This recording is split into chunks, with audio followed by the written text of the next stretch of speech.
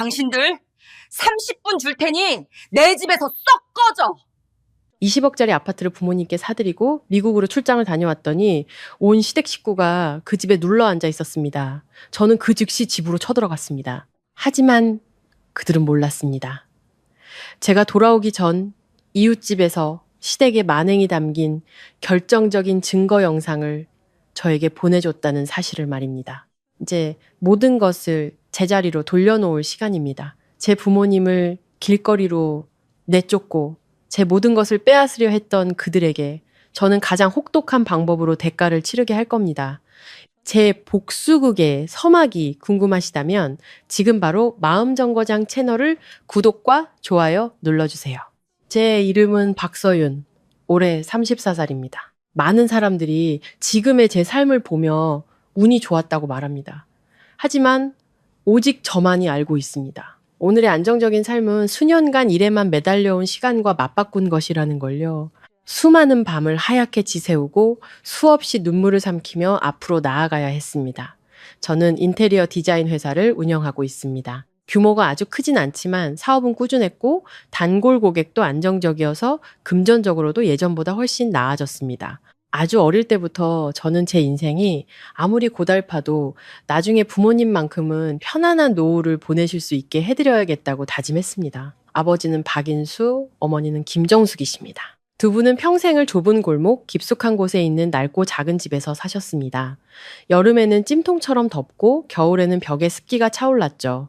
바닥 타일은 깨진 곳도 있었고 지붕은 어찌나 낡았는지 강한 바람이 불 때마다 마음을 졸여야 했습니다. 그런데도 부모님은 수십 년간 그곳에서 사셨습니다. 그 비좁음에 익숙해지고 쓸 수 있는 물건은 버리지 않고 고칠 수 있는 것은 어떻게든 고쳐 쓰셨습니다. 제가 몇 번이나 더 좋은 집으로 옮겨드리겠다고 말씀드렸지만 어머니는 손사래를 치셨고 아버지는 온화하게 웃으셨습니다. 네가 번 돈은 너 자신을 위해 아껴 써야지. 우린 늙어서 어디서 살든 다 똑같아. 그 말씀은 가볍게 들릴지 몰라도 들을 때마다 제 가슴은 먹먹해졌습니다. 평생 저 때문에 고생하신 부모님이 늙어서까지 자식에게 짐이 될까 걱정하시는 모습이었으니까요. 사실 부모님께 집을 사드릴 계획은 아주 오래전부터 있었습니다. 겉으로 드러내지 않고 조용히 계획하고 묵묵히 돈을 모았습니다. 어떤 계약은 성사시킨 후에도 제 자신을 위해 한 푼도 쓰지 않았습니다. 머릿속에 항상 뚜렷한 목표가 있었기 때문입니다. 저는 부모님께 채광이 좋고 환기가 잘 되는 아파트를 사드리고 싶었습니다. 어머니가 더 이상 무릎 아프게 계단을 오르내리지 않으셔도 되도록 엘리베이터가 있고 아버지가 작은 화분 몇 개라도 가꾸실 수 있는 작은 발코니가 있는 집, 명절에 자식 손주들이 모였을 때 더 이상 비좁게 낑겨 앉지 않아도 되는 번듯한 거실이 있는 집을요. 마침내 모아둔 돈이 충분히 안전한 수준에 이르렀을 때 저는 조용히 20억 원짜리 아파트를 계약했습니다. 등기 절차를 마친 날 저는 부모님께 미리 말씀드리지 않았습니다. 그저 주말에 잠시 같이 갈 곳이 있다고만 했습니다. 엘리베이터 문이 열리고 새 아파트로 들어섰을 때 부모님은 무슨 일인지 전혀 모르시는 표정이었습니다. 어머니는 문가에 서서 반짝이는 바닥과 제가 미리 골라둔 짙은 색 소파, 막 설치가 끝난 커튼을 보시더니 그대로 멈춰 서셨습니다. 아버지는 천천히 발코니로 걸어가 아래의 푸른 나무들을 내려다보시며 한참 동안 아무 말씀도 없으셨습니다. 거실을 한 바퀴 둘러보신 어머니는 제게 다가와 눈시울을 붉히며 작게 속삭이셨습니다. 마치 집이 들을까 두려워하는 목소리였죠. 이렇게 돈을 많이 쓰면 어떡하니? 우린 어디서 살아도 괜찮은데. 그 말을 듣자 제 코끝이 찡해졌습니다. 저는 다가가 어머니의 손을 잡았습니다. 저를 위해 평생을 헌신하신 마르고 거친 손이었습니다. 저는 애써 웃으며 말했지만 목이 메었습니다. 평생 저 때문에 고생하셨잖아요. 이제는 제가 부모님 챙겨드릴 차례예요. 어머니는 고개를 돌려 눈물을 닦으셨고 발코니에서 계시던 아버지도 조용히 담배 한 개비를 꺼내 무셨다가 새 집이라는 걸 깨달으셨는지 바로 끄셨습니다. 그 순간 저는 20억 원이 전혀 아깝지 않다고 생각했습니다. 집이 얼마나 좋아서가 아니었습니다. 제 인생 처음으로 부모님이 번듯한 공간에 서서 이번 달 전기세가 많이 나오면 어떡하지? 벽에 물이 새지는 않을까? 오늘 밤 비바람에 지붕이 새면 어쩌지? 같은 걱정을 하지 않으시는 모습을 보았기 때문입니다. 서류상으로 아파트는 제 명의였습니다. 절차를 간편하게 하고 나중에 무슨 일이 생기면 제가 직접 처리하기 위해서였습니다. 하지만 제 마음속에서는 계약서에 서명한 그 순간부터 그 집은 이미 부모님의 것이었습니다. 저는 단 한 번도 손해나 계산 같은 것을 생각해 본 적이 없습니다. 그저 제가 너무 오랫동안 빚져왔던 효도의 선물이었습니다. 모든 것이 아름답게 끝났어야 했습니다. 시댁 식구들이 이 사실을 그렇게 빨리 알게 되지만 않았더라면요. 그날 저녁 식사 자리에서 남편 이준혁이 무심코 제가 막 집을 샀다는 이야기를 꺼냈습니다. 반찬을 집던 시어머니 최 여사가 순간 멈칫하더니 고개를 들고 바로 물었습니다. 집을 샀다고? 누구 주려고? 저는 태연하게 대답했습니다. 네, 어머님, 저희 부모님 사실 아파트 하나 사드렸어요. 그 말을 듣고 시어머니는 바로 대답하지 않고 길게 하는 소리만 내셨습니다. 하지만 그때 그 눈빛은 저를 무척 불쾌하게 했습니다. 놀라는 눈빛이 아니었습니다. 무언가를 캐내고 계산하는 듯한 눈빛이었죠. 마치 제가 엄청난 잘못이라도 저지른 사람을 보는 것 같았습니다. 몇 초 후 시어머니는 젓가락을 내려놓고 차갑게 웃으며 말했습니다. 돈이 그렇게 많으면 시댁에도 한 채 사주지 그랬니? 그 한마디에 식탁 분위기는 순식간에 싸늘해졌습니다. 옆에 앉아있던 남편, 준혁이 어색하게 웃으며 분위기를 수습하려 했습니다. 엄마 농담이시잖아. 우리 집은 필요 없는데 뭐.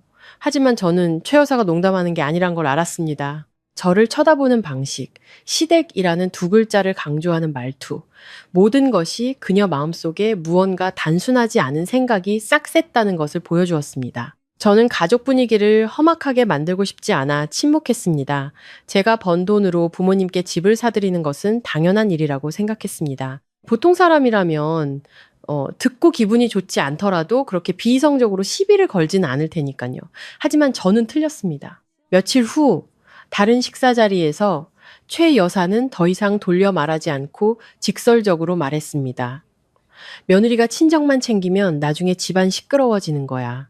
그 말은 더 이상 농담이 아니라 명백히 저를 겨냥한 것이었습니다. 고개를 들어 시어머니를 보니 그 눈에는 즐거움이나 장난기라고는 조금도 없었습니다. 저는 그저 옅은 미소만 지으며 대꾸하지 않았습니다. 그때만 해도 저는 별일 아니니 한번 참고 넘어가면 집안이 조용해지겠지라고 생각했습니다. 제가 몰랐던 거는 그때의 그 별일 아니다라는 생각이 거대한 폭풍의 시작이었다는 사실입니다. 제가 땀과 노력, 그리고 부모님에 대한 효심으로 산 20억짜리 아파트가 훗날 두 집안의 전쟁터가 될 줄은 꿈에도 몰랐습니다. 부모님께 아파트를 사들인 지 약 한 달 후, 모든 것이 아직 진정되기도 전에 회사의 중요한 시기가 찾아왔습니다. 몇 달 동안 공들였던 미국 파트너사와의 계약이 마침내 성사된 것입니다. 그것은 저희 회사 역사상 가장 큰 프로젝트였습니다. 계약금도 높고 요구사항도 까다로웠으며 실행 시간도 촉박했습니다. 그리고 파트너 측에서는 명확한 조건을 내걸었습니다.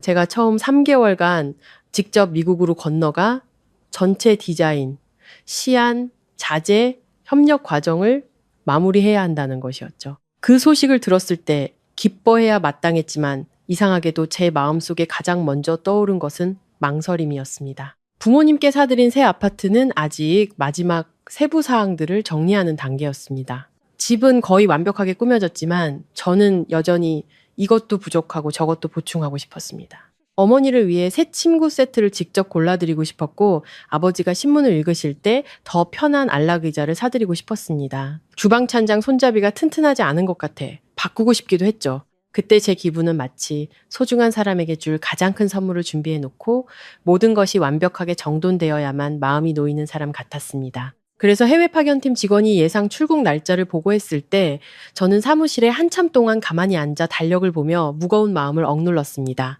그날 저녁, 저는 부모님 댁에서 저녁을 먹으며 출장 이야기를 꺼냈습니다. 제 마음속 고민을 다 털어놓기도 전에 아버지가 먼저 웃으며 손사래를 치셨습니다. 아버지는 밥그릇을 내려놓고 평소처럼 차분한 목소리로 말씀하셨습니다. 일이 중요하면 가야지. 집안일은 우리가 알아서 할 수 있어. 어머니도 제가 부모님 때문에 일을 그르칠까봐 서둘러 거드셨습니다. 맞아. 정리하는 거야. 별일 아니지. 좋은 사업 기회라는 게 항상 오는 건 아니잖니. 저는 두 분을 보며 애틋하면서도 마음이 무거워졌습니다. 부모님은 평생 그러셨습니다. 언제나 저를 우선으로 생각해 주셨죠. 심지어 제가 두 분을 위해 무언가를 해드리려고 할 때조차도요, 격려를 받았지만 저는 바로 떠나지 않았습니다. 출국 전 약 2주 동안 저는 아파트의 모든 것을 마무리하기 위해 시간을 쪼갰습니다. 전기 및 수도 시스템을 다시 점검하고 현관문의 안전을 위해 디지털 도어록을 추가로 설치했습니다. 냄비, 그릇부터 정수기, 커튼, 바닥 매트까지 생활용품을 충분히 주문했습니다. 아버지가 책과 신문을 깔끔하게 정리하는 것을 좋아하신다는 걸 알기에 거실에 책장을 추가로 설치해달라고 인테리어 업체에 부탁했습니다. 어머니 침실에는 침대 머리맡 조명을 더 부드러운 노란빛으로 바꿨습니다. 어머니가 밤에 바느질 하실 때마다 눈이 피로해 하시던 것이 기억났기 때문입니다. 퇴근 후 새 아파트로 바로 달려가 거실 한가운데 서서 주위를 둘러보다가 또 마음이 놓이지 않아 사람을 불러 작은 디테일 하나를 수정하곤 했습니다. 아마 남들이 보면 제가 지나치게 완벽주의자라고 생각했을 겁니다. 하지만 저에게 이곳은 단순한 집이 아니었습니다. 부모님이 들어오셨을 때 마침내 그분들의 인생이 조금이나마 보상받았다고 느끼시길 바라는 공간이었습니다. 출국일이 임박했을 때 부모님은 짐을 옮기기 시작하셨습니다. 옷까지 가든 여행 가방 몇 개, 개인용품, 낡은 액자 몇 개, 그리고 어머니가 아끼시는 화분 몇 개가 전부였습니다. 그날 저는 직접 부모님께 열쇠를 건네드렸습니다. 그리고 어머니 손을 잡고 평소보다 더 신중하게 당부했습니다. 혹시 누가 물어보면은 그냥 제 집이라고 하세요. 길게 설명하실 필요 없어요. 어머니는 그 말을 듣고 웃음을 터뜨리셨습니다. 그 온화한 웃음은 제가 너무 과하게 걱정하는 것처럼 보이게 만들었습니다. 어머니는 말씀하셨죠. 누가 뭘 물어보겠니? 호텔도 아닌데. 옆에서 계시던 아버지도 따라 웃으시며 제가 점점 늙은이처럼 몇 수 앞을 내다본다고 하셨습니다. 저도 웃었지만 마음속에서는 왠지 모를 불안감이 가시지 않았습니다. 아주 희미하게, 아직 형태를 갖추지 않은 예감처럼요. 출국을 앞둔 마지막 며칠, 저는 눈코 뜰 새 없이 바빴습니다. 낮에는 파트너사와 회의하고 저녁에는 서류를 마무리하고 밤에는 비행 일정과 서류를 다시 확인했습니다. 그 와중에 시어머니 최 여사가 새 아파트에 대해 더 많이 묻기 시작했습니다. 처음에는 그 아파트 어느 동네에 있니? 꽤 넓겠다. 그렇지? 거기 비싸지 않니? 처럼 무심하게 들리는 질문들이었습니다. 예전 같았으면 저도 그냥 궁금해서 묻는다고 생각했을 겁니다. 하지만 식탁에서의 그 싸늘한 말들을 듣고 난 후라 그 질문들이 어딘가 불안하게 들렸습니다. 시어머니의 질문 방식은 어른들이 가볍게 관심을 보이는 것과는 달랐습니다. 마치 정보의 매듭을 하나씩 풀어가듯 아주 세세하게 물으면서도 태연한 척했습니다. 어느 날 제가 회사에서 서류를 준비하고 있을 때 남편 준혁에게서 전화가 왔습니다. 그의 목소리는 아주 평범하게 들렸습니다. 엄마가 그냥 궁금해서 그래. 집이 너무 예쁘다고 한번 구경 가고 싶으시다네. 저는 순간 멈칫했다가 되물었습니다. 구경은 왜요? 우리 부모님 아직 완전히 이사하신 것도 아닌데. 남편은 허허 웃었습니다. 예전에는 모든 일을 가볍게 넘기기 위한 웃음이라고 생각했지만 그 웃음이 어색하게 들렸습니다. 어른들이 새 집 생겼다니까 궁금해 하시는 거지. 뭘 그렇게 심각하게 생각해? 저는 잠시 침묵했다가 그러라고 했습니다. 그때 저는 일 때문에 정신이 없었고 어쨌든 한 가족인데 너무 경계할 필요는 없다고 생각했습니다. 그렇게 생각한 나머지 저는 나중에 떠올리며 제 자신을 탓하고 싶을 말을 덧붙이고 말았습니다. 우리 부모님 이사하시고 안정되면 그때 다 같이 한번 놀러 오세요. 저는 그 말을 순전히 예의상 그리고 시댁에서 제가 쌀쌀맞게 군다거나 거리를 둔다고 생각하지 않게 하려고 한 것이었습니다. 저에게 놀러 온다는 거는 잠시 들러 차 한잔 마시고 돌아가는 것을 의미했습니다. 저는 어떤 사람들은 그런 사교적인 말을 듣고 남의 인생에 멋대로 발을 들여놓을 권리가 있다고 착각하리라고는 상상도 못했습니다. 며칠 후 저는 머릿속에 온통 일 생각만 가득한 채 미국행 비행기에 올랐습니다. 마음속으로는 3개월이 빨리 지나가 부모님 곁으로 돌아가기만을 바랐습니다. 비행기가 이륙할 때까지도 저는 어머니께 문단속 잘하시고 가스레인지 확인하시고 밤에는 낯선 사람에게 문 열어주지 말라고 문자를 보냈습니다. 저는 날씨, 건강, 집안 물품, 심지어 서랍에 준비해둔 약까지 생각할 수 있는 모든 것을 걱정했습니다.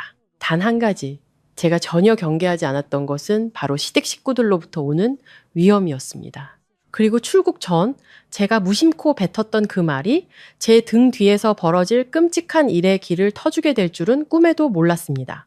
미국에 도착한 첫 며칠은 빽빽한 업무 일정에 정신없이 휩쓸려 시계를 보고서야 한국이 한밤중이라는 사실에 깜짝 놀라곤 했습니다. 낮에는 파트너사 사무실과 공사 현장을 오가고 저녁에는 호텔로 돌아와 한국에 있는 직원들과 화상 회의를 했습니다. 숨 막히는 일정이었지만 아무리 바빠도 매일 밤 부모님께는 꼭 전화를 걸었습니다. 두 분의 목소리를 듣고 잘 주무시고 식사 잘 하시는지, 새 아파트에 별다른 문제가 없는지 확인해야만 마음이 조금 놓였습니다. 처음 한 달 가까이는 모든 것이 순조로웠습니다. 어머니는 아침에 발코니 화초에 물 주는 이야기를 자주 하셨고 아버지는 거실에서 신문을 읽으신다고 했습니다. 두 분은 주말에 시장에 가서 부엌 한쪽에 놓을 작은 선반을 사올 계획도 세우고 계셨습니다. 그런 소소한 이야기를 들으며 제 마음은 한결 가벼워졌습니다. 하지만 제가 너무 과하게 걱정했었다고 생각하기 시작할 무렵 어느 날 저녁 어머니가 평소보다 이른 시간에 전화를 거셨습니다. 화면에 어머니 이름이 뜨는 것을 보자마자 저는 뭔가 이상한 낌새를 느꼈습니다. 전화를 받으니 어머니 목소리는 여전히 온화했지만 어딘가 망설이는 듯한, 제가 걱정할까봐 어떻게 말해야 할지 고민하는 듯한 느낌이었습니다. 저는 바로 물었습니다. 엄마, 왜 그러세요? 집에 무슨 일 있어요? 어머니는 몇 초간 머뭇거리시더니 대답하셨습니다. 아, 며칠 전에 네 시어머니가 친척 몇 명 데리고 집 구경하러 왔었어. 저는 손에 쥐고 있던 펜을 멈췄습니다. 온몸이 순간적으로 굳었죠. 저는 생각할 겨를도 없이 바로 물었습니다.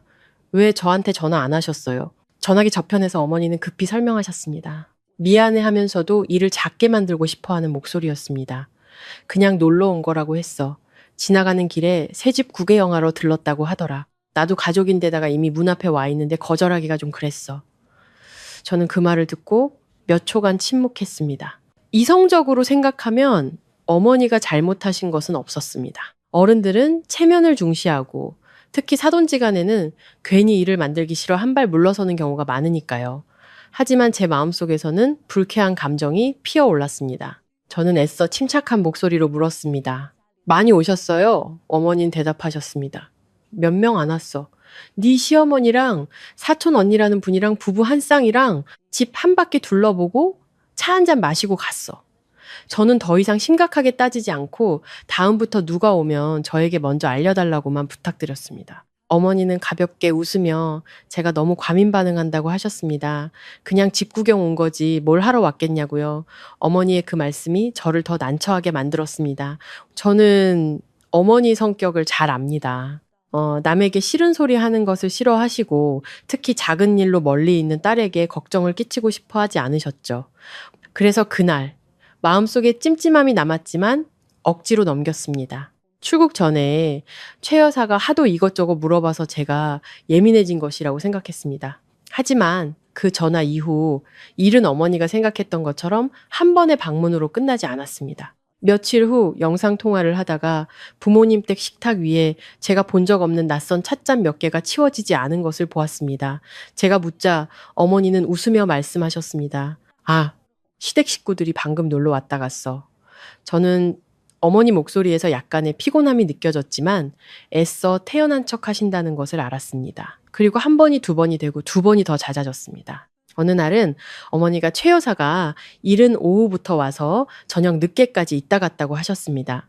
또 다른 날은 다른 친척을 데리고 왔다고 했습니다. 아파트가 밝고 좋다는 칭찬부터 시작해서 이 동네 관리비는 얼마인지, 차량 출입은 어떤지, 보안은 철저한지 등을 꼬치꼬치 캐물었습니다. 그 질문들은 하나씩 떼어놓고 보면 별것 아니었지만 한데 모아놓고 보니 단순한 사교적 방문 같지가 않았습니다. 어느 날 저녁 어머니가 시댁 식구들이 막 돌아갔다고 말씀하시기에 제가 더 자세히 물었습니다. 그렇게 오래 계시면서 뭘 하셨어요? 어머니는 솔직하게 대답하셨습니다. 차 마시고 잡담하고 그랬지 뭐. 내 시어머니가 방마다 돌아다니면서 빈 방이 있냐고 묻더라. 그러면서 이렇게 넓은 집에 노인네 둘만 사는 건 낭비라고 하던데. 그 말을 듣자 저는 미간을 살짝 찌푸렸습니다. 어머니도 제 기분을 눈치채셨는지 서둘러 덧붙이셨습니다. 그냥 농담으로 한 소리겠지. 저는 호텔 방에서 혼자 쓴웃음을 지었습니다. 다른 사람들은 흘려 들을 수 있는 말일지 몰라도 저는 아니었습니다. 특히 말하는 사람이 최 여사라면요. 제가 부모님께 집을 사드렸다는 것을 안 날부터 그녀는 진심으로 축하해 준 적이 한 번도 없었습니다. 그런데 이제 와서 넓은 데 빈 방으로 두는 건 낭비라니. 저는 그것이 단순한 농담이라고 믿지 않았습니다. 그럼에도 불구하고 그때 저는 억지로 참았습니다. 저는 멀리 떨어져 있고 아직 명확하지 않은 몇 마디 말 때문에 일을 크게 만들면 부모님만 더 스트레스 받으실 거라고 생각했습니다. 어쩌면 최 여사는 그냥 말실수를 잘하는 성격일 뿐 깊은 뜻은 없을 수도 있다고 스스로를 위로했습니다. 사람들은 때때로 평화를 원하기 때문에 스스로를 안심시킬 이유를 찾곤 합니다. 저도 예외는 아니었죠. 하지만 며칠 후 아버지가 개인적으로 건넨 한마디 말에 저는 등골이 오싹해졌습니다. 그날 아버지 목소리는 평소보다 더 가라앉아 있었습니다. 아버지는 먼저 이상한 질문을 하셨습니다.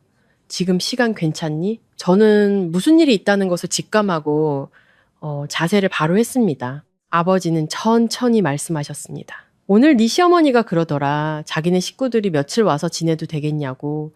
저는 거의 생각할 겨를도 없이 즉각적으로 튀어나왔습니다. 안 돼요. 그 아파트는 부모님 두 분만 사시라고 사드린 거예요. 전화기 저편에서 아버지는 잠시 침묵하시더니 대답하셨습니다. 응, 아빠도 그렇게 말했어. 이 집은 서윤이가 우리 늙어서 편히 살라고 사준 거라 다른 사람이 와서 지내는 건 불편하다고 했지. 그랬더니 그분이 웃으면서 그냥 물어본 거라고 하더라. 아버지 말씀을 들었지만 제 마음은 전혀 가벼워지지 않았습니다.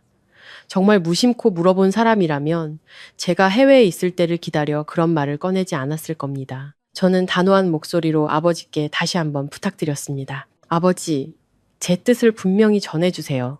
단 며칠이라도 아무도 와서 지낼 수 없다고요. 아버지는 저를 안심시키셨습니다. 알겠다, 걱정 마라. 그냥 농담으로 물어본 거겠지. 저는 네 라고 대답했습니다. 하지만 통화가 끝난 후 저는 눈앞의 서류 더미에 도저히 집중할 수 없었습니다. 호텔 방은 여전히 조용했고 창밖의 낯선 도시는 여전히 불을 밝히고 있었지만 제 마음속에는 아주 불쾌하고 무거운 감정이 피어올랐습니다. 그것은 아직 명확한 형태를 갖추지 않았고 이름 붙이기도 어려웠지만 마치 눈앞에 드리워진 먹구름 같았습니다. 저는 오랫동안 가만히 앉아 있었습니다. 전화기를 손에 쥔 채 머릿속에서는 아버지가 방금 하신 말씀만 맴돌았습니다. 자기네 식구들이 며칠 와서 지내도 되겠냐고? 언뜻 평범하게 들리는 말이었지만 생각할수록 전혀 평범하지 않았습니다. 그리고 미국에 온 이후 처음으로 저는 부모님을 위해 산 아파트가 누군가의 표적이 되고 있다는 아주 나쁜 예감을 느꼈습니다. 아버지가 최 여사가 식구들을 며칠 데려와 지내고 싶다는 뜻을 비췄다고 말씀하신 후 제 마음속에는 작지만 아주 거슬리는 가시가 박혔습니다. 당장 일을 크게 벌일 만큼 크지는 않았지만 그렇다고 무시할 수 있을 만큼 가볍지도 않았습니다. 그 후 며칠 동안 미국에서의 일은 점점 더 바빠졌습니다. 저는 아침부터 밤 늦게까지 뛰어다녔고 어떤 날은 저녁 식사 후에도 파트너와 자정 가까이 앉아 자재 하나하나를 결정해야 했습니다. 그렇게 바빴지만 매일 밤이면 전화기를 들고 집으로 전화를 걸었습니다. 제가 너무 멀리 떨어져 있어서 무슨 일이 생겨도 바로 알 수 없다는 사실이 가장 두려웠습니다. 하지만 거의 2주 동안 부모님과의 통화는 이상하게 흘러갔습니다. 뚜렷하게 시끄러운 일이 있었던 것은 아니었지만 두 분의 목소리에 담긴 어색함이 저를 불안하게 했습니다. 어머니는 원래 이야기하는 것을 좋아하셔서 매일 전화를 하면 온갖 이야기를 다 하셨습니다.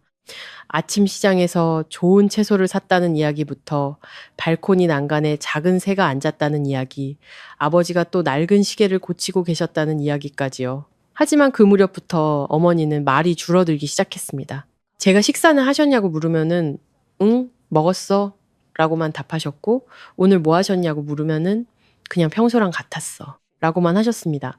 몇 번은 전화기 저편에서 웅성거리는 사람들 소리가 들렸습니다. 제가 누가 왔냐고 물으면 어머니는 시댁 식구들이 잠깐 들렀어 라고 얼버무리시고는 서둘러 다른 이야기로 화제를 돌리셨습니다. 바로 그 회피하는 태도가 저를 더 신경 쓰이게 했습니다. 아버지는 아무 일 없는 것처럼 평온한 목소리를 유지하려 애쓰셨지만 저는 아버지를 잘 압니다. 무슨 일이 있을수록 아버지는 더 침묵하셨습니다. 그러던 어느 날 밤, 미국 시간으로 밤 11시가 거의 다 되었을 때 제 전화가 울렸습니다. 어머니였습니다. 화면에 어머니 이름이 뜨는 것을 보자마자 심장이 쿵 내려앉았습니다. 어머니는 정말 급한 일이 아니면 그 시간에 먼저 전화를 거시는 분이 아니셨기 때문입니다. 저는 거의 즉시 전화를 받았습니다. 무슨 일이냐고 묻기도 전에 전화기 저편에서 어머니의 힘겨운 숨소리가 들려왔습니다. 우는 소리도 놀란 소리도 아니었습니다. 너무 오랫동안 억눌려온 피로감이 느껴지는, 듣기만 해도 목이 메는 그런 소리였습니다. 저는 다급하게 물었습니다. 엄마 왜 그러세요? 무슨 일 있으신 거죠? 어머니는 몇 초간 침묵하시더니 아주 작게 말씀하셨습니다. 마치 누가 들을까 두려워하는 목소리로요. 서윤아, 우리 지금 옛날 집으로 다시 돌아왔어. 저는 그대로 얼어붙었습니다. 온몸이 순간적으로 차갑게 식었죠. 저는 의자에서 벌떡 일어나며 제가 잘못 들었다고 생각했습니다. 저는 목소리가 갈라진 채로 다급하게 물었습니다. 왜 다시 돌아가요? 새 아파트는요? 지금 무슨 말씀하시는 거예요? 전화기 저편에서는 다시 침묵이 흘렀습니다. 무언가를 끄는 소리, 발소리가 들리는 것으로 보아 어머니는 짐더미 속에서 제게 전화를 하고 계신 것 같았습니다. 그리고 어머니는 머뭇거리며 한 글자 한 글자 힘겹게 내뱉으셨습니다. 네, 시댁 식구들이 며칠만 있다가 간다고 하더니 사람이 점점 늘어나서 저는 손가락이 아플 정도로 전화기를 꽉 쥐었습니다. 심장이 너무 세게 뛰어 가슴속에서 그 박동이 고스란히 느껴졌습니다. 저는 급하게 물었습니다. 누가 왔는데요? 언제부터요? 누가 허락했는데요? 그제야 어머니는 더 자세히 말씀해 주셨습니다. 알고 보니 며칠 전 그들이 떠보듯 물어본 지 얼마 안 돼요. 최 여사가 아들 이준호와 다른 친척 2명을 데리고 여행 가방을 끌고 들이닥쳤다고 합니다. 처음에는 웃으면서 집에 일이 좀 있어서 며칠만 신세 좀 질게. 어차피 한 가족이잖아. 라고 했다고 합니다. 어머니는 그때만 해도 어쨌든 사돈인데 한두 밤 정도는 거절하기 어려웠다고 하셨습니다.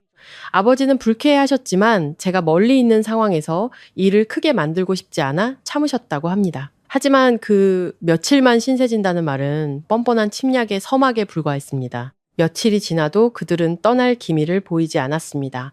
오히려 짐이 점점 더 늘어났습니다. 처음에는 옷가방 몇 개더니 나중에는 이불, 냄비, 심지어 작은 가전제품까지 가져왔습니다. 이준호는 아예 거실에 긴 소파를 자기 자리처럼 차지했고 최 여사는 방마다 돌아다니며 이 방은 환기가 잘 되네. 저 방은 편하겠네 하며 멋대로 자기들 물건을 찬장에 채워넣기 시작했습니다. 함께 온 친척 2명도 전혀 거리낌 없이 마치 자기 집인 양 행동했습니다. 마침내 아버지가 이 아파트는 우리 부부가 노후를 보내기 위한 곳이라 이렇게 많은 사람이 오래 머무는 건 좀 불편하다고 조심스럽게 말하자 최 여사는 즉시 태도를 바꿨습니다. 어머니가 전해준 그 말을 듣고 저는 귀에 불이 붙는 것 같았습니다. 최 여사는 거실 한가운데 앉아 다리를 꼬고 차갑게 웃으며 말했습니다. 며느리가 산 집이면 시댁집이기도 한 거지. 아버지는 더 이상 참지 못하고 말도 안 되는 소리라며 그건 내 딸이 친부모 살라고 자기 돈으로 사준 집이지 아무나 멋대로 들어와 차지할 권리는 없다 하고 반박하셨습니다. 그러자 그녀는 턱을 치켜들고 목이 메는 말을 내뱉었습니다. 늙은 양반들이야. 어디서 산들 뭐가 다르겠어. 그 한마디만으로도 그녀가 제 부모님을 사돈으로 아니 존중받아야 할 한 인간으로조차 보지 않는다는 것이 명백해졌습니다. 그녀의 눈에 제 부모님은 그저 자기 식구들을 위해 한쪽으로 밀쳐낼 수 있는 늙은이들에 불과했습니다. 거기까지 듣자 제 손이 부들부들 떨렸습니다. 저는 울분을 참으며 물었습니다. 그럼 왜 그 사람들을 쫓아내지 않으셨어요? 왜 저한테 바로 전화하지 않으셨어요? 어머니는 한숨을 쉬며 끊어지는 목소리로 말씀하셨습니다. 아버지가 싸우고 반대했지만 저쪽 사람들은 점점 더 많아지고 말은 뻔뻔해졌다고요. 게다가 저는 멀리 미국에 있었고 중요한 일을 하고 있는데 그때 전화하면 제가 걱정하면서도 아무것도 할 수 없고 오히려 일을 망칠까봐 두려우셨다고 합니다. 어머니는 일단 옛날 집으로 며칠 돌아와 있다가 네가 돌아오면 그때 생각하자고 하셨습니다. 그 말은 저를 위로하기 위한 것이었지만 들을수록 제 가슴은 찢어지는 것 같았습니다. 제 피땀으로 부모님께 효도하기 위해 산 아파트가 결국 부모님을 그 좁고 낡은 옛집으로 돌아가게 만들고 다른 사람들이 그 자리를 차지하게 만든 것입니다. 어머니가 말을 마친 후 저는 한참 동안 움직이지 못했습니다. 전화기 저편에서 어머니는 계속해서 흥분하지 말고 하던 일을 중단하고 서두르지 말라고 당부하셨습니다. 하지만 그때 제 머릿속은 거의 텅 비어버렸습니다. 그동안 시댁에 대해 참아왔던 모든 것, 그들의 비아냥거림, 계산적인 눈빛, 조용히 넘어가자고 스스로를 다독였던 모든 순간들이 한순간에 가슴속에 울분 덩어리로 뭉쳐졌습니다. 저는 더 이상 이것을 몇 마디 무례한 말이나 며칠 신세 지는 문제로 볼 수 없었습니다. 이것은 제 부모님에 대한 명백한 모욕이었고 제가 수년간 쌓아올린 효도의 선물을 짓밟는 행위였습니다. 저는 전화기를 꽉 쥐고 제 자신에게 다짐하듯 아주 천천히 말했습니다. 그들이 정말로 집을 차지했다면 이번에는 절대 참지 않을 거예요. 미국에서의 3개월 출장은 마침내 지독한 피로감과 숨막히는 초조함 속에서 끝이 났습니다. 그 시간 동안 저는 모든 일을 끝내기 위해 일을 악물었습니다. 한국에 돌아가기만 하면 모든 것을 제대로 처리할 것이라고 스스로를 다독였습니다. 하지만 돌아갈 날이 가까워질수록 제 안의 분노는 가라앉기는커녕 제 속에 묻힌 불씨처럼 은은하게 타올랐습니다. 작은 바람만 불어도 활활 타오를 준비가 되어 있었죠. 원래 일정대로라면 파트너와의 마지막 미팅을 위해 이틀을 더 머물러야 했습니다. 하지만 주요 업무가 마무리되자마자 저는 즉시 예정보다 이른 비행기표로 변경했습니다. 시댁 식구들에게는 알리지 않았고 회사에만 먼저 돌아간다고 연락했습니다. 그때 제 머릿속에는 단 하나의 생각뿐이었습니다. 제가 부모님을 위해 산 아파트가 지금 어떤 꼴이 되어 있는지 제 눈으로 직접 확인하고 싶었습니다. 비행 내내 저는 거의 잠을 이루지 못했습니다. 눈을 감으면 그날 통화에서 들었던 어머니의 지친 얼굴이 떠올랐습니다. 일단 옛날 집으로 며칠 가 있자고 애써 말씀하시던 아버지의 떨리는 손이 보였습니다. 상상 속에서 다리를 꼬고 앉아있던 최 여사의 모습만 떠올려도 숨이 막힐 지경이었습니다. 저는 시댁과의 여러 문제들을 참아왔습니다. 두려워서가 아니었습니다. 화목을 유지하는 것이 모두에게 좋다고 생각했기 때문입니다. 하지만 생각할수록 제가 틀렸다는 것을 깨달았습니다. 어떤 사람들은 내가 참을수록 나를 약하게 보고 내가 물러설수록 기세등등하게 밀고 들어옵니다. 이번에 그들이 건드린 것은 더 이상 제가 아니었습니다. 제 부모님이었고 제 효심이었으며 제가 절대로 누구도 짓밟게 놔둘 수 없는 마지막 한계선이었습니다. 비행기가 착륙하자마자 휴대폰을 켜니 어머니에게서 온 문자가 있었습니다. 일단 옛날 집으로 먼저 오렴. 짧은 한 문장이었습니다. 그 문자를 읽자 누군가 제 목을 조르는 것처럼 숨이 막혔습니다. 어머니가 더 말씀하시지 않아도 저는 문제가 아직 해결되지 않았다라는 것을 알 수 있었습니다. 아파트가 평온했다면, 그저 잠시 머물다 간 일이었다면 어머니는 그렇게 문자를 보내지 않으셨을 겁니다. 그 당부는 평범하게 들렸지만 평범할수록 더 마음이 아팠습니다. 그것은 마치 공항에 막 도착한 딸이 폭풍 속으로 뛰어들게 하고 싶지 않은 부모님이 여전히 참고 계시고 정면 충돌을 피하고 계시다는 것을 돌려 말하는 방식 같았습니다. 하지만 저는 옛날 집으로 바로 가지 않았습니다. 공항에서 여행 가방을 끌고 나와 택시를 타고 아파트 단지 주소를 똑똑히 말했습니다. 가는 내내 심장이 거세게 뛰었습니다. 막연한 긴장감이 아니었습니다. 최악의 상황을 각오한 사람의 팽팽한 긴장감이었습니다.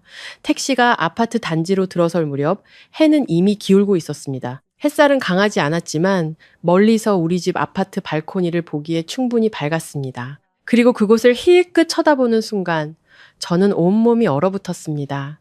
발코니에는 낯선 옷들이 가득 널려 있었습니다.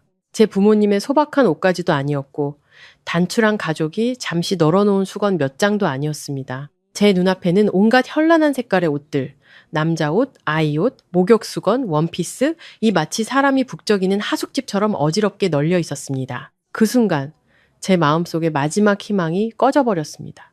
그들은 잠시 머물다 간 것이 아니었습니다.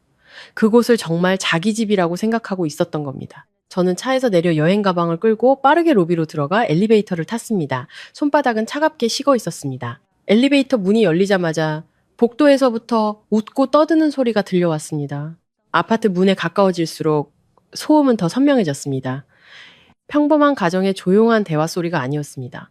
남의 땅에서 너무나 익숙하고 자연스럽고 거리낌 없이 지내는 무리의 시끄럽고 무질서한 소음이었습니다. 아파트 문이 살짝 열려 있었고 저는 그 틈새 앞에서 몇 초간 멈춰 섰습니다. 집 안에서는 진한 음식 냄새가 풍겨 나왔고 그릇 부딪히는 소리, 크게 틀어놓은 TV 소리, 마치 술집처럼 서로의 말을 끊으며 웃고 떠드는 소리가 섞여 들렸습니다. 제가 부모님의 노후 휴식을 위해 커튼 하나, 의자 하나까지 직접 골랐던 그 아파트가 이제는 지저분한 하숙집과 다를 바 없게 들렸습니다. 저는 문을 밀고 들어갔습니다.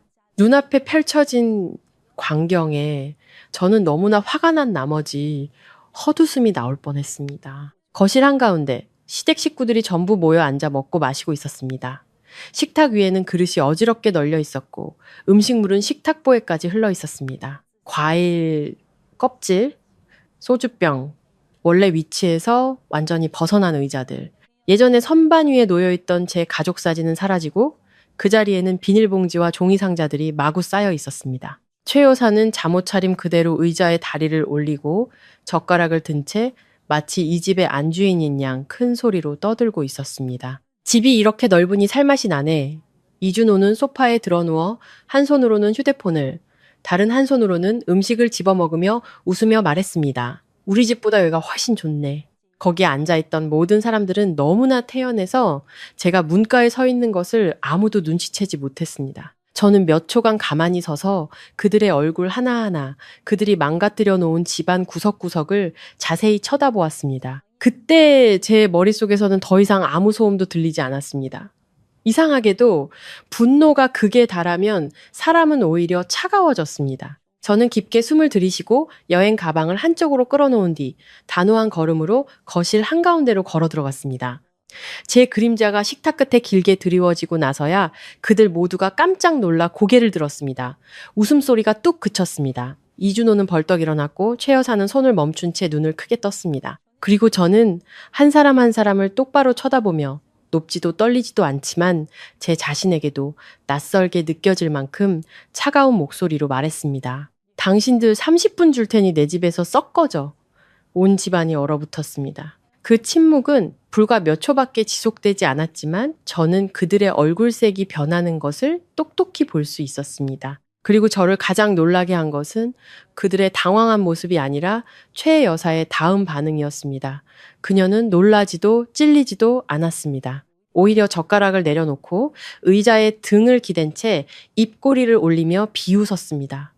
너무나 뻔뻔해서 보기만 해도 알 수 있는 그런 미소였습니다. 그녀는 자신의 행동이 잘못되었다고 전혀 생각하지 않았습니다. 최 여사의 미소는 방 안의 공기를 더욱 불쾌하게 만들었습니다. 그녀는 남의 집에 무단으로 머물다 발각된 사람의 모습이 전혀 아니었습니다. 오히려 느긋하게 젓가락을 내려놓고 의자에 등을 기댄 채 마치 버릇없는 며느리를 쳐다보듯 제 머리부터 발끝까지 훑어보았습니다. 그리고는 입꼬리를 올리며 한 글자 한 글자가 바늘처럼 찌르는 듯한 날카로운 목소리로 말했습니다. 네 집이라고?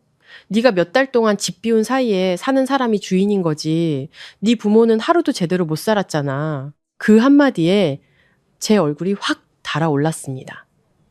그녀가 아파트에 대해 말해서가 아니었습니다. 그녀가 제 부모님을 짓밟고 두 분의 인내를 마치 자기들의 강탈을 정당화하는 구실처럼 여겼기 때문입니다. 제가 대꾸하기도 전에 소파에 있던 이준호가 손을 짚고 일어섰습니다. 그는 비열하게 웃으며 끼어들었습니다. 누나가 너무 예민하게 구네. 집이 넓어서 비어있는데 식구들이 와서 살아주는 걸 고마워해야지. 저는 그를 돌아보았습니다. 도대체 어떤 사람이 얼굴색 하나 변하지 않고 저런 말을 할 수 있는지 이해할 수 없었습니다. 이 아파트는 제 돈으로 산 거고 제 부모님이 노후를 편안하게 보내시라고 마련한 곳이에요. 그런데 그들 입에서는 온 식구가 몰려와 집을 차지한 것이 살아주는 것이 되고 오히려 제가 감사할 줄 모르는 사람이 되어 있었습니다. 세상에는 정말 옳고 그름을 분별할 줄 모르는 사람들도 있다는 것을 깨달았습니다. 저는 거실 한가운데 서서 천천히 집 안을 둘러보았습니다. 볼수록 제 안의 분노는 더욱 짙어졌습니다. 예전에 제 가족 사진을 놓았던 선반은 텅 비어 있었습니다. 그 자리에는 이준호 부부의 커다란 웨딩 사진 액자가 마치 자기 영토를 표시하듯 떡하니 세워져 있었습니다. 침실로 가는 복도는 어른 신발, 아이 신발, 비닐봉지, 종이 상자로 가득 차 있었습니다. 아이 장난감은 여기저기 널브러져 있었고 제가 부모님을 위해 직접 골랐던 차분한 색의 커튼은 비뚤어지게 걸려 있고 기름때가 묻어 있었습니다. 그렇게 깔끔하고 밝았던 집이 이제는 그들에 의해 지저분하고 뻔뻔한 혼돈의 공간으로 변해 있었습니다. 저는 곧장 신발장으로 걸어가 최 여사의 플라스틱 슬리퍼를 집어들고 문 밖으로 던져버렸습니다. 슬리퍼는 복도 바닥에 퍽 소리를 내며 떨어졌습니다. 저는 그녀를 쳐다보며 한 글자 한 글자 힘주어 말했습니다. 마지막으로 경고하죠. 여긴 제 부모님을 위해 제가 산 집이지 당신네 식구들이 몰려와 차지할 난민 수용소가 아니에요.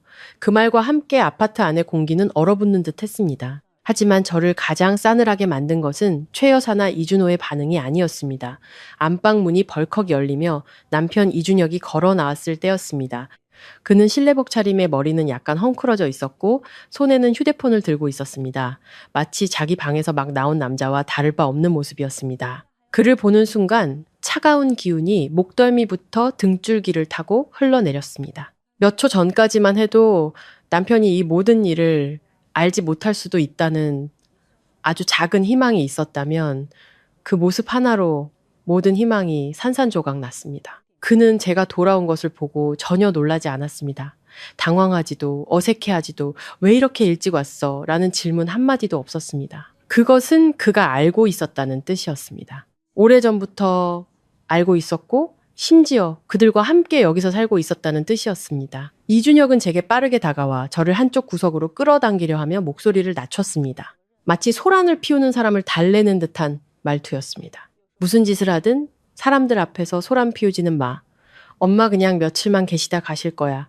그 말을 듣자 저는 그의 손을 세게 뿌리쳤습니다. 그 힘에 그조차도 순간 멈칫했습니다. 저는 남편의 눈을 똑바로 쳐다보며 단 한 가지를 물었습니다. 며칠만 계신다면서 제사상이며 이불이며 여행 가방까지 방 3개를 꽉 채워놨어요? 제 목소리는 크지 않았지만 한 글자 한 글자가 날카로웠습니다.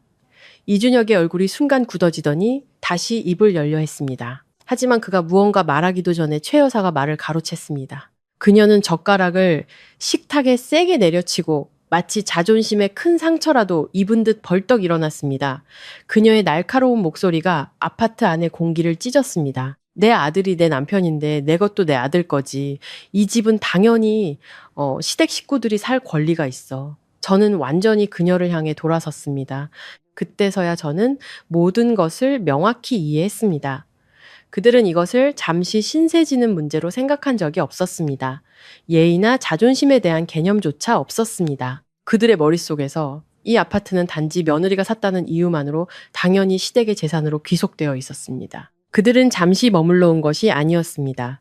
계획적이고 뻔뻔하게 부끄러움도 없이 차지하러 온 것이었습니다. 저는 더 이상 무의미한 말다툼을 할 기분이 아니었습니다. 저는 모든 사람 앞에서 휴대폰을 꺼내 경비실과 관리사무소에 전화를 걸었습니다.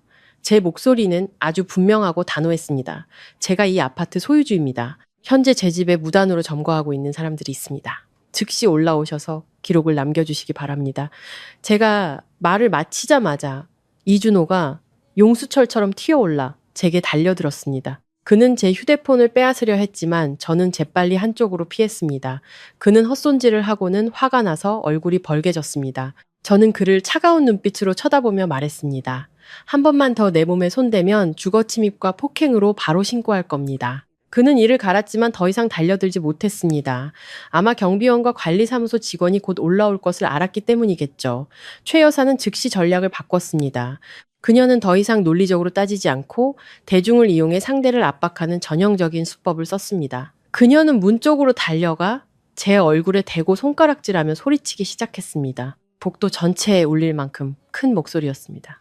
여러분, 이 불효 막심한 며느리 좀 보세요. 집 사놓고 시댁 식구들은 발도 못 붙이게 해요. 시댁을 거지 취급한다고요. 그녀의 고함 소리는 너무나 날카로워서 불과 몇 초 만에 주변 집들의 문이 열리는 소리, 복도에서 웅성거리는 소리, 구경하러 나온 사람들의 발소리가 들렸습니다. 그녀는 일부러 그렇게 한 것이었습니다. 이웃들을 끌어들여 제 집 안에서 저를 악당으로 만들고 싶었던 겁니다. 불효와 며느리라는 단어를 이용해 세상 사람들이 흔히 그러하듯 흑백을 뒤집으려 했습니다. 저는 휴대폰을 손에 쥔 채 가만히 서 있었습니다. 얼굴이 벌개지도록 연기하는 그녀를 보며 제 마음은 완전히 차가워졌습니다. 저는 알았습니다. 한번 도둑질을 하고도 무대를 세울 줄 아는 사람이라면 이 싸움은 결코 순순히 끝나지 않을 것이라는 것을요. 제 전화 후 3분도 채 되지 않아 아파트 경비원과 관리사무소 직원이 문 앞에 도착했습니다. 복도에는 이미 구경하는 사람들이 몇 명 모여 있었습니다. 어떤 사람은 문만 살짝 열고 엿보고 있었고 어떤 사람은 아예 옆에 서서 전화하는 척하면서 아파트 안을 뚫어지게 쳐다보고 있었습니다. 저는 일이 여기까지 왔으니 모든 것이 명확해질 것이라고 생각했습니다. 아파트는 제 명의였고 부모님은 쫓겨나셨으며 시댁 식구들은 마치 점령군처럼 집안에 버티고 있었습니다. 서류만 보여주면 모든 것이 명백해질 것이라고 믿었습니다. 하지만 저는 최 여사의 뻔뻔함을 너무 얕잡아 보았습니다. 경비원과 관리사무소 직원이 들어서는 것을 보자마자 그녀는 순식간에 표정을 바꿨습니다. 직접 보지 않았다면 한 사람이 그렇게까지 연기를 잘할 수 있다는 것을 믿기 어려웠을 겁니다. 아까 다리를 꼬고 앉아 목에 핏대를 세우며 따지던 그 앙칼진 모습은 온데간데 없이 사라졌습니다. 그녀는 의자에 털썩 주저앉아 한 손으로는 가슴을 부여잡고 다른 한 손으로는 이마를 짚더니 마치 자신이 억울한 피해자인 양 흐느껴 울기 시작했습니다. 그녀의 목소리는 떨리고 억울함에 가득 차 있었습니다. 세상에 이 나이 먹고 저 애한테 길바닥으로 쫓겨나게 생겼네. 사람이 어떻게 저렇게 악독할 수가 있어. 복도에 서 있던 사람들이 그 말을 듣고 웅성거리기 시작했습니다. 몇몇 눈길이 제게로 향했습니다. 더 이상 단순한 호기심이 아니었습니다. 한쪽 말만 들은 구경꾼들의 익숙한 의심과 비난이 섞인 시선이었습니다. 그리고 최 여사는 고개를 들고 붉어진 눈으로 흐느끼며 마치 미리 준비해온 대본을 읽듯 술술 읊기 시작했습니다. 제가 제 시어머니예요. 제가 저희한테 열쇠를 주면서 옛날 집이 좁으니 여기 와서 편하게 살라고 했어요. 그런데 어디 갔다 오더니 마음이 변해서 늙은이랑 애들까지 길바닥으로 내쫓는 거예요.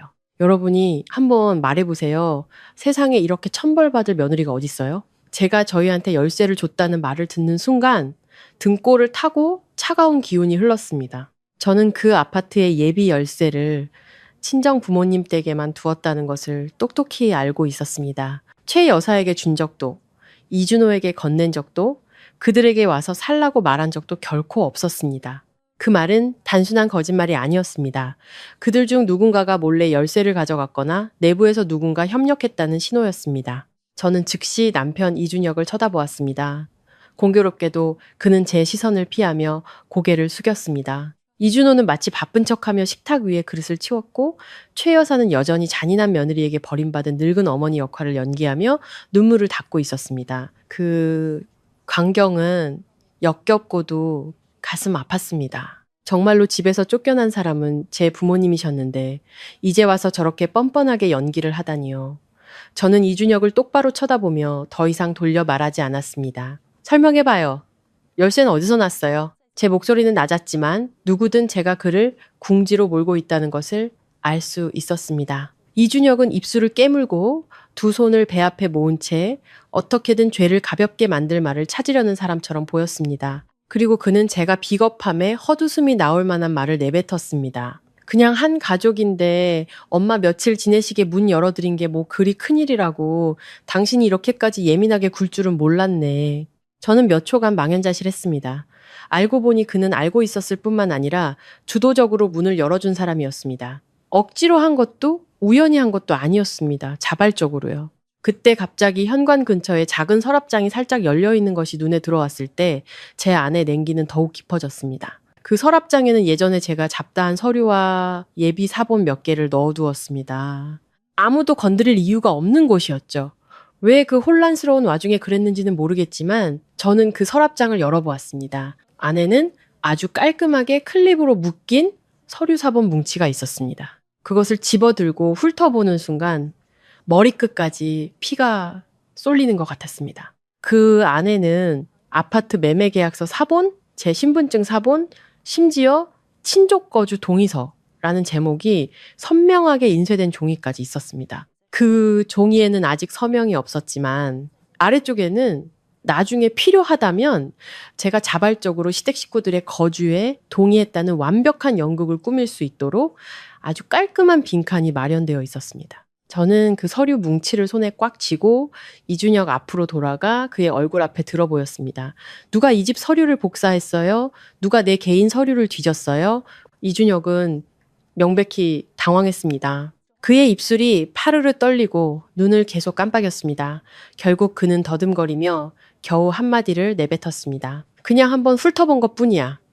그 한마디면 충분했습니다. 그가 더 이상 자백할 필요도 없었습니다. 저는 모든 것을 이해했습니다. 아내의 개인 서류를 훑어보는 사람이 서류 전체를 복사하지는 않습니다.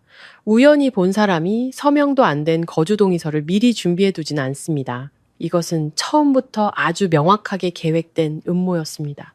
근처에 서 있던 관리사무소 직원이 그때서야 제게 서류를 보여달라고 요청했습니다. 빠르게 대조해본 후 그는 모든 사람 앞에서 분명하게 말했습니다.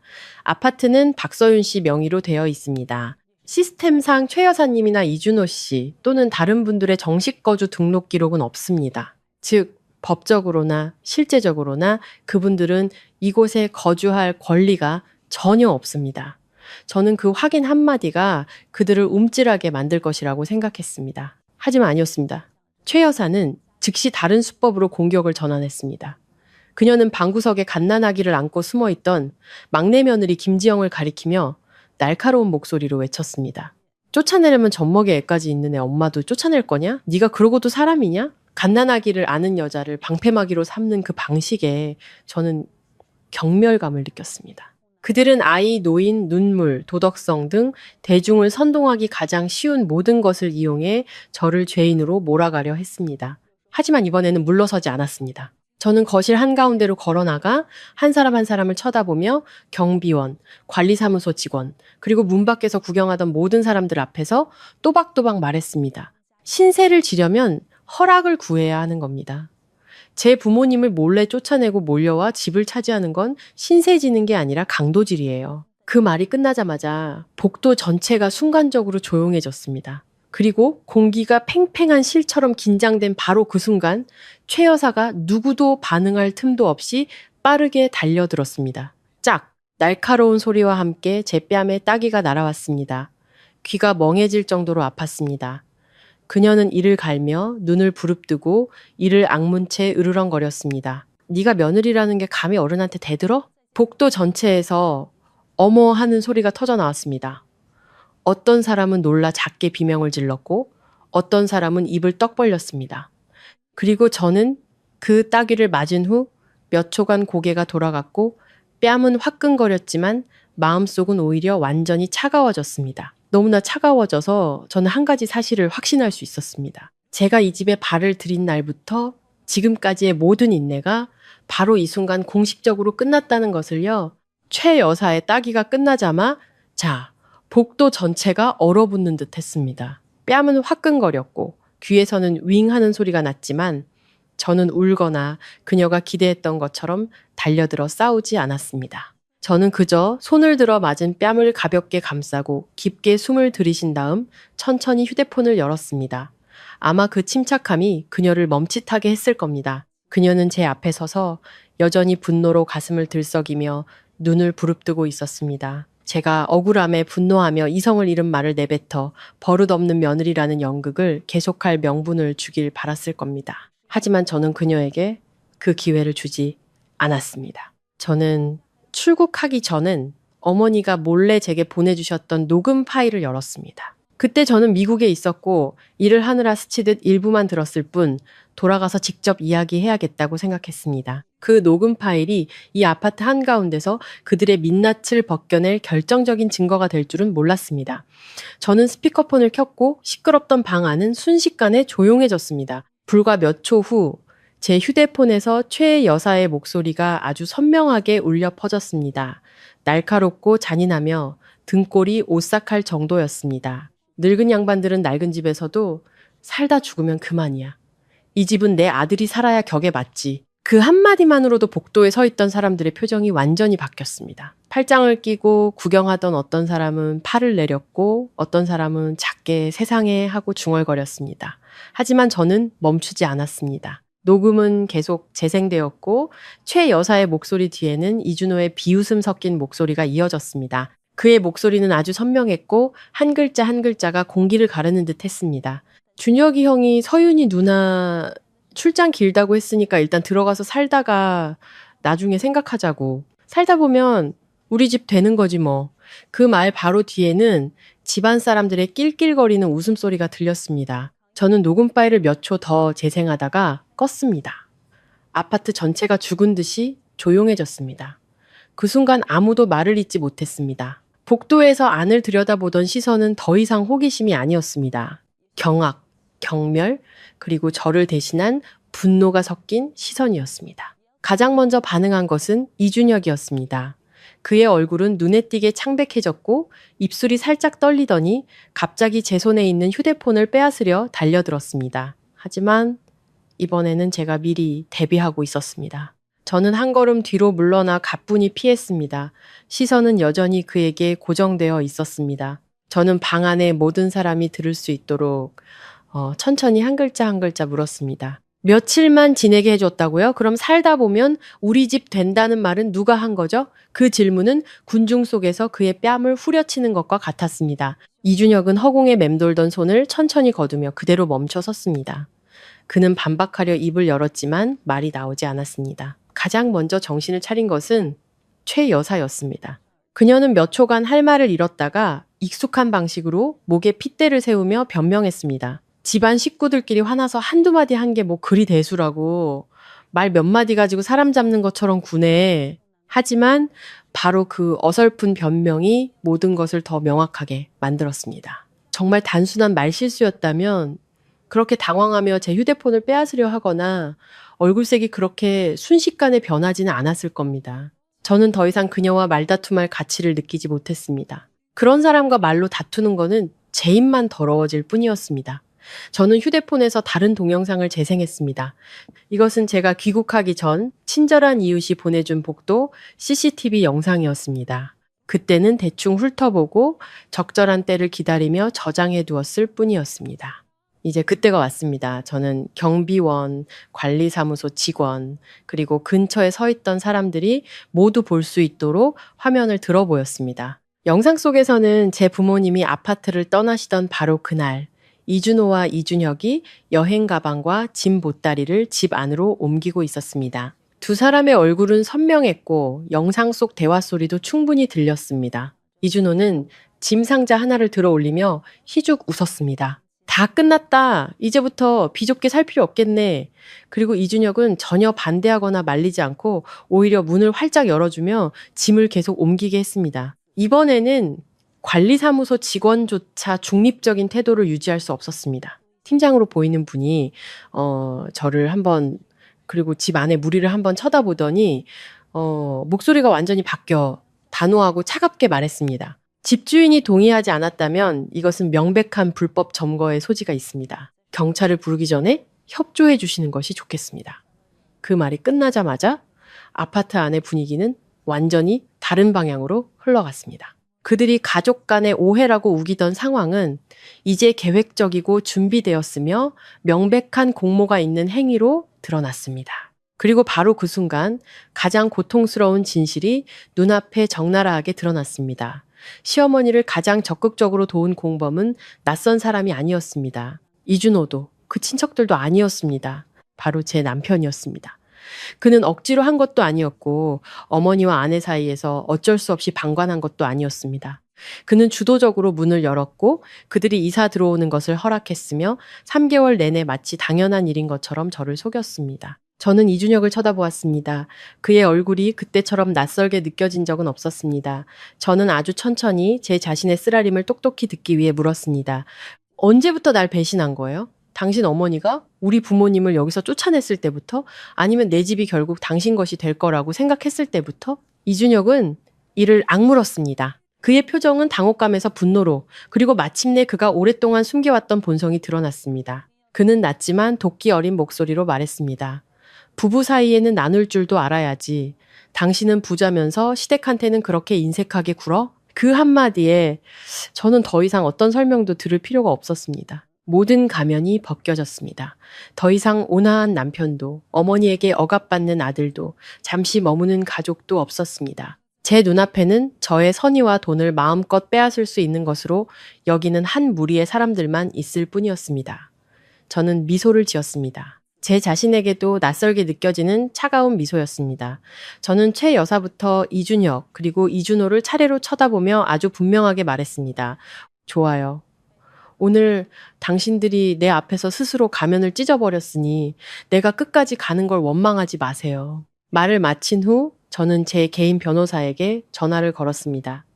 전화기 저편에서 수화음이 들리는 순간 저는 이 싸움이 더 이상 집안 싸움이 아님을 알았습니다. 이것은 철저한 청산이 될 것이고 각자가 저에게서 빼앗으려 했던 만큼의 대가를 치르게 될 것입니다. 제가 변호사에게 전화하는 것을 듣자마자 최 여사의 눈빛이 달라지는 것을 보았습니다. 이전까지는 며느리에게 모욕당한 시어머니 역할을 연기하려 했다면 이제 눈물로 협박할 수 없다는 것을 깨달은 순간 그녀는 즉시 더 비열한 수법으로 전환했습니다.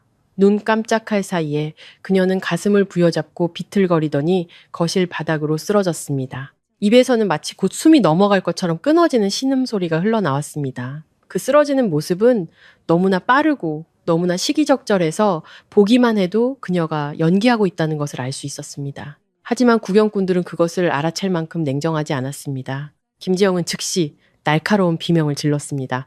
서윤이 언니가 어머님을 쓰러지게 만들었어요. 여러분, 증인이 되어주세요. 그녀는 소리치며 최 여사 옆에 무릎을 꿇고 허둥지둥 부축하는 척 했습니다. 하지만 그녀의 눈은 마치 더 많은 증인을 기다리는 것처럼 복도를 휙휙 훑어보았습니다. 이준호는 즉시 휴대폰을 꺼내 촬영을 시작했습니다. 저를 역겹게 만든 것은 그가 방 전체를 찍거나 바닥에 쓰러진 어머니를 찍는 것이 아니라 의도적으로 렌즈를 제게 향하게 했다는 점입니다. 그는 제 얼굴을 천천히 훑으며 마치 제가 어머니를 쓰러뜨린 원인이라는 증거를 만드는 것 같았습니다. 이 집안은 정말 형편없는 배우들의 소굴이었지만 비열한 수법을 쓰는 데는 아주 능숙했습니다. 저는 그들이 무엇을 하려는지 한눈에 파악했습니다. 제가 이성을 잃고 다가가 최 여사를 일으키거나 이준호의 손을 뿌리치기만 하면 그들은 즉시 그 행동과 화면을 포착해 심장병 있는 시어머니를 폭행하는 며느리라는 극적인 장면으로 둔갑시킬 것이었습니다. 이 함정은 비열하고도 진부했습니다. 그들은 도덕을 족쇄로 대중의 동정을 무기로 삼아 집을 빼앗긴 사람이 저임에도 불구하고 저를 악당으로 몰아가려 했습니다. 그것을 깨닫자 저는 다가가지 않고 오히려 뒤로 물러섰습니다. 저는 관리사무소 직원 바로 옆에 서서 누구든 제가 그녀에게 손대지 않았다는 것을 볼 수 있게 했습니다. 그리고 아주 크고 분명하게 말했습니다. 저는 저분 몸에 손대지 않았습니다. 복도 CCTV, 엘리베이터 CCTV, 로비 CCTV 모두 확인할 수 있습니다. 그 말이 끝나자마자 이준호의 얼굴이 순간 굳어지는 것을 똑똑히 보았습니다. 그들은 연기할 수도 있고 왜곡된 각도에서 비디오를 찍을 수도 있지만 아파트 전체의 CCTV를 조작할 수는 없었습니다. 그런데 자기 어머니가 바닥에 쓰러져 신음하는 동안에도 이준혁은 그 저속한 연극을 말리지 않았습니다. 가장 쓰라린 것은 그가 어머니에게 그만하라고 말하는 대신 오히려 제가 너무 심하다는 듯한 비난의 눈초리로 저를 쳐다봤다는 점입니다. 그의 목소리는 낮았지만 한 글자 한 글자가 너무나 뻔뻔해서 헛웃음이 나올 지경이었습니다. 꼭 그렇게까지 정없게 굴어야겠어? 겨우 집 하나 가지고 목숨이라도 잃은 것처럼 구네. 저는 그를 돌아보았습니다. 마음이 너무 아파서 더 이상 화도 나지 않았습니다. 저는 씁쓸하고도 차가운 미소를 지으며 말했습니다. 맞아요. 당신에게는 겨우 집 하나겠지만 우리 부모님에게는 당신들이 짓밟아버린 자존심이에요. 이준혁은 입술을 깨물었지만 더 이상 아무 말도 하지 못했습니다. 아마 그의 머릿속에서 그 아파트는 단지 금전적 가치에 불과했겠죠. 하지만 저에게 그것은 효도의 선물이었고 부모님께 품위 있는 노후를 선물하고 싶었던 공간이었으며 제 남편이 다른 사람들에게 짓밟히도록 문을 열어준 곳이었습니다. 저는 부모님이 이 광경을 보시는 것을 원치 않았지만 그때는 더 이상 숨길 수 없다는 것을 알았습니다. 저는 부모님께 바로 와달라고 전화를 걸었습니다. 아주 짧게 그냥 한 번 올라오시라고만 말씀드렸습니다. 약 20분 후 부모님이 복도 끝에 나타나셨습니다. 두 분이 문 밖에서 구경하던 사람들 사이를 지나 들어오시는 모습을 보자 제 심장이 꽉 조이는 것 같았습니다. 어머니는 안으로 들어오시자마자 그대로 멈춰 섰습니다. 눈앞에는 낯선 사람들의 신발이 입구에 어지럽게 쌓여 있었습니다. 제가 가족을 위해 샀던 식탁은 이제 쓰레기와 어지러운 그릇들로 가득했습니다. 구석에는 낯선 옷가지들이 쌓여 있었습니다. 저는 서랍장을 열어 그 안에 아무렇게나 던져져 있던 부모님의 낡은 결혼 사진을 꺼냈습니다. 잡동사니들 사이에 처박혀 있던 그 사진을 보자마자 어머니는 망연자실한 채 서 계셨습니다. 눈시울이 붉어졌지만 아무 말씀도 하지 못하셨습니다. 아버지는 평소에는 늘 굳건했던 두 손이 이제는 분노로 떨리고 있었습니다. 아마 평생 이 순간을 잊지 못할 겁니다. 늘 온화하고 인내심 강하며 큰 소리 한 번 내지 않으셨던 제 아버지가 처음으로 최 여사를 향해 손가락질했습니다. 아버지의 목소리는 크지 않았지만 분노로 떨렸습니다. 당신이 신세 좀 지겠다고 부탁했다면 나도 존중했을 거요. 하지만 내 아내와 나를 옛날 집으로 쫓아내고 이 아파트를 차지하다니 부끄러운 줄 아시오. 온 집안이 조용해졌지만 최 여사는 부끄러워하기는커녕 오히려 고개를 빳빳이 들고 즉시 날카로운 목소리로 대꾸했습니다. 부끄러울 게 뭐 있어. 당신 딸이 시집 왔으면 걔가 번 돈은 시댁을 위해 쓰는 게 당연한 거지. 그 말은 마치 기름통에 불을 던진 것과 같았습니다. 팽팽했던 분위기는 즉시 폭발했습니다. 아까 문 밖에서 속삭이기만 하던 이웃들이 이제는 소리내어 말하기 시작했습니다. 한 중년 여성이 고개를 저으며 말했습니다. 세상에 저렇게 말도 안 되는 사람이 다 있네. 뒤에 서 있던 한 남성도 미간을 찌푸렸습니다. 남이 친부모 사준 집에 몰려와 살면서 저렇게 목에 핏대를 세우다니 정말 너무하네. 대중의 외면을 받자 이준호는 갑자기 더 무모해졌습니다. 아마 이대로 이야기가 계속되면 자기 가족에게 더 이상 변명할 여지가 없다라는 것을 깨달았을 겁니다. 그래서 그는 갑자기 몸을 돌려 안방으로 뛰어들었습니다. 문을 퀭 닫고 안에서 잠가버렸습니다. 곧바로 안에서 그의 목소리가 들려왔습니다. 소리치며 무언가를 세게 내리치는 소리가 났습니다. 누구든 들어오기만 해봐. 다 부숴버릴 거야. 이 집 이제 우리도 돈 들여서 고쳤다고. 곧이어 무언가 쨍그랑하고 깨지는 소리, 의자가 넘어지는 소리, 가구가 벽에 세게 부딪히는 소리가 들렸습니다. 복도 전체가 깜짝 놀랐습니다. 어머니는 얼굴이 창백해지셨고 아버지는 두 걸음 다가가셨지만 제가 붙잡았습니다. 저는 굳게 닫힌 문 앞에 서서 안에서 들려오는 파괴 소리를 들으며 마음이 완전히 차가워졌습니다. 이 지경에 이르렀으니 이것은 더 이상 가족 간의 말다툼이 아니었습니다. 그들은 버티고 있었고 저를 협박하기 위해 제 재산을 파괴하고 있었습니다. 저는 관리사무소를 돌아보며 강철처럼 단단한 목소리로 말했습니다. 지금 당장 경찰을 불러주세요.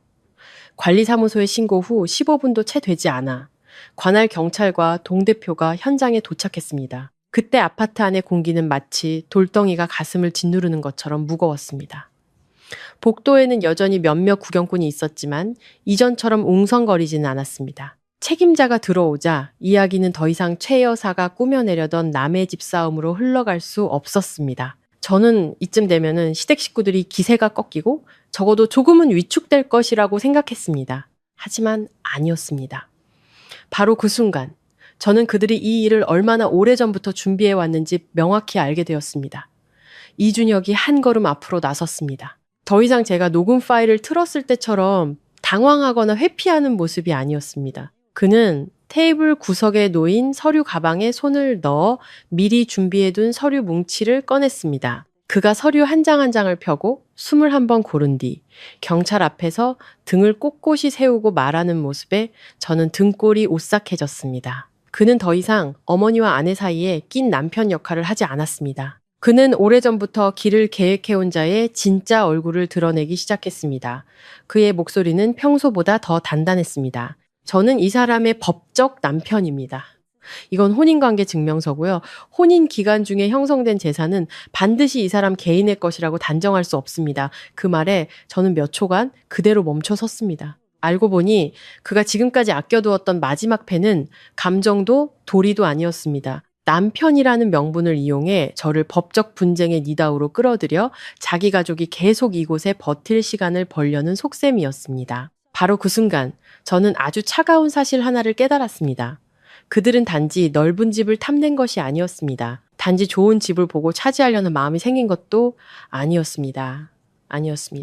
그들은 이 20억짜리 아파트를 물어뜯을 수 있는 재산 덩어리로 보고 처음부터 노렸던 겁니다. 그들은 이것을 재산 분쟁의 대상으로 만들어 저를 소송에 얽매이게 하려 했습니다. 그리고 그 혼란 속에서 자신들의 발판을 마련하려 했던 겁니다. 생각할수록 등골이 서늘해졌습니다. 제가 부모님께 효도하기 위해 산 집이 그들의 눈에는 그저 기름진 먹잇감에 불과했던 겁니다. 공기가 팽팽한 실처럼 긴장된 바로 그때 제 변호사가 막 도착했습니다. 그는 소란스럽지 않게 들어와 짧게 인사를 하고는 제 손에서 서류철을 받아 빠르게 훑어보았습니다. 그 혼란스러운 상황 속에서도 그의 침착함은 제게 큰 힘이 되었습니다. 몇 장의 서류를 넘겨 기본 정보를 대조해 본 후 그는 경찰을 똑바로 쳐다보며 아주 명확하게 말했습니다. 한마디 한마디가 간결하고 날카로웠습니다. 이 아파트는 박서연 씨 개인 계좌에서 전액 지불되었습니다. 자금 출처가 명확하게 증명되고 이체 기록, 매매 계약서, 소유권 확인서 모두 박서연 씨 단독 명의로 되어 있습니다. 이것이 공동 재산으로 편입되었거나 공동 소유에 대한 합의가 있었다는 어떤 서류도 없습니다. 그는 빠르지도 느리지도 않게 말했지만 한 글자 한 글자가 거실 한가운데 못을 박는 것 같았습니다. 저는 이준혁을 돌아보았습니다. 그의 얼굴색이 변하기 시작했고 방금 전에 그 당당함이 눈에 띄게 옅어졌습니다. 하지만 결정타는 아직 끝나지 않았습니다. 제 변호사는 가방에서 이전에 제가 특수한 경우를 대비해 미리 작성해 두었던 위임장을 근거로 긴급하게 발급받은 거래 내역 조회서와 확인서를 꺼냈습니다. 그는 그 서류를 제 손에 쥐어주었습니다. 몇 줄만 훑어보았을 뿐인데 심장이 목구멍까지 차오르는 것 같았습니다. 제가 미국에 있는 동안 이준혁은 여러 차례 이 아파트 관련 정보를 이용해 대출을 신청하려 했습니다. 장난으로 혹은 그냥 한번 떠보려고 한 것이 아니었습니다. 이것을 담보자산으로 사용하려는 실제적인 접근이었습니다. 단지 그가 소유주가 아니었기 때문에 신청이 거절되었을 뿐입니다. 저는 남편을 올려다 보았습니다. 머릿속에서 무언가 작게 터지는 소리가 들리며 머리끝까지 아픔이 전해졌습니다. 이제 모든 것이 더 명확해졌습니다. 집을 점거하고 현 상태를 만들고 명의를 다투는 이 모든 연극은 단지 공짜로 살 곳을 마련하기 위한 것이 아니었습니다. 그들은 이 아파트를 담보로 잡고 돈을 빌리고 자금을 마련할 수 있는 수단으로 단계적으로 만들려 했던 겁니다. 저는 이준혁을 보며 등골에서부터 정수리까지 차가운 기운이 뻗치는 것을 느꼈습니다. 저는 목소리는 낮았지만 제 자신도 제 목소리에 담긴 경멸감을 느낄 수 있을 만큼 단호하게 물었습니다. 당신은 날 배신했을 뿐만 아니라 내가 부모님께 드린 효도 선물을 담보로 잡으려고 했어요. 이준혁은 입을 열었지만 아무 말도 하지 못했습니다. 하지만 최 여사는 그 지경에 이르러서도 여전히 변명하려 했습니다.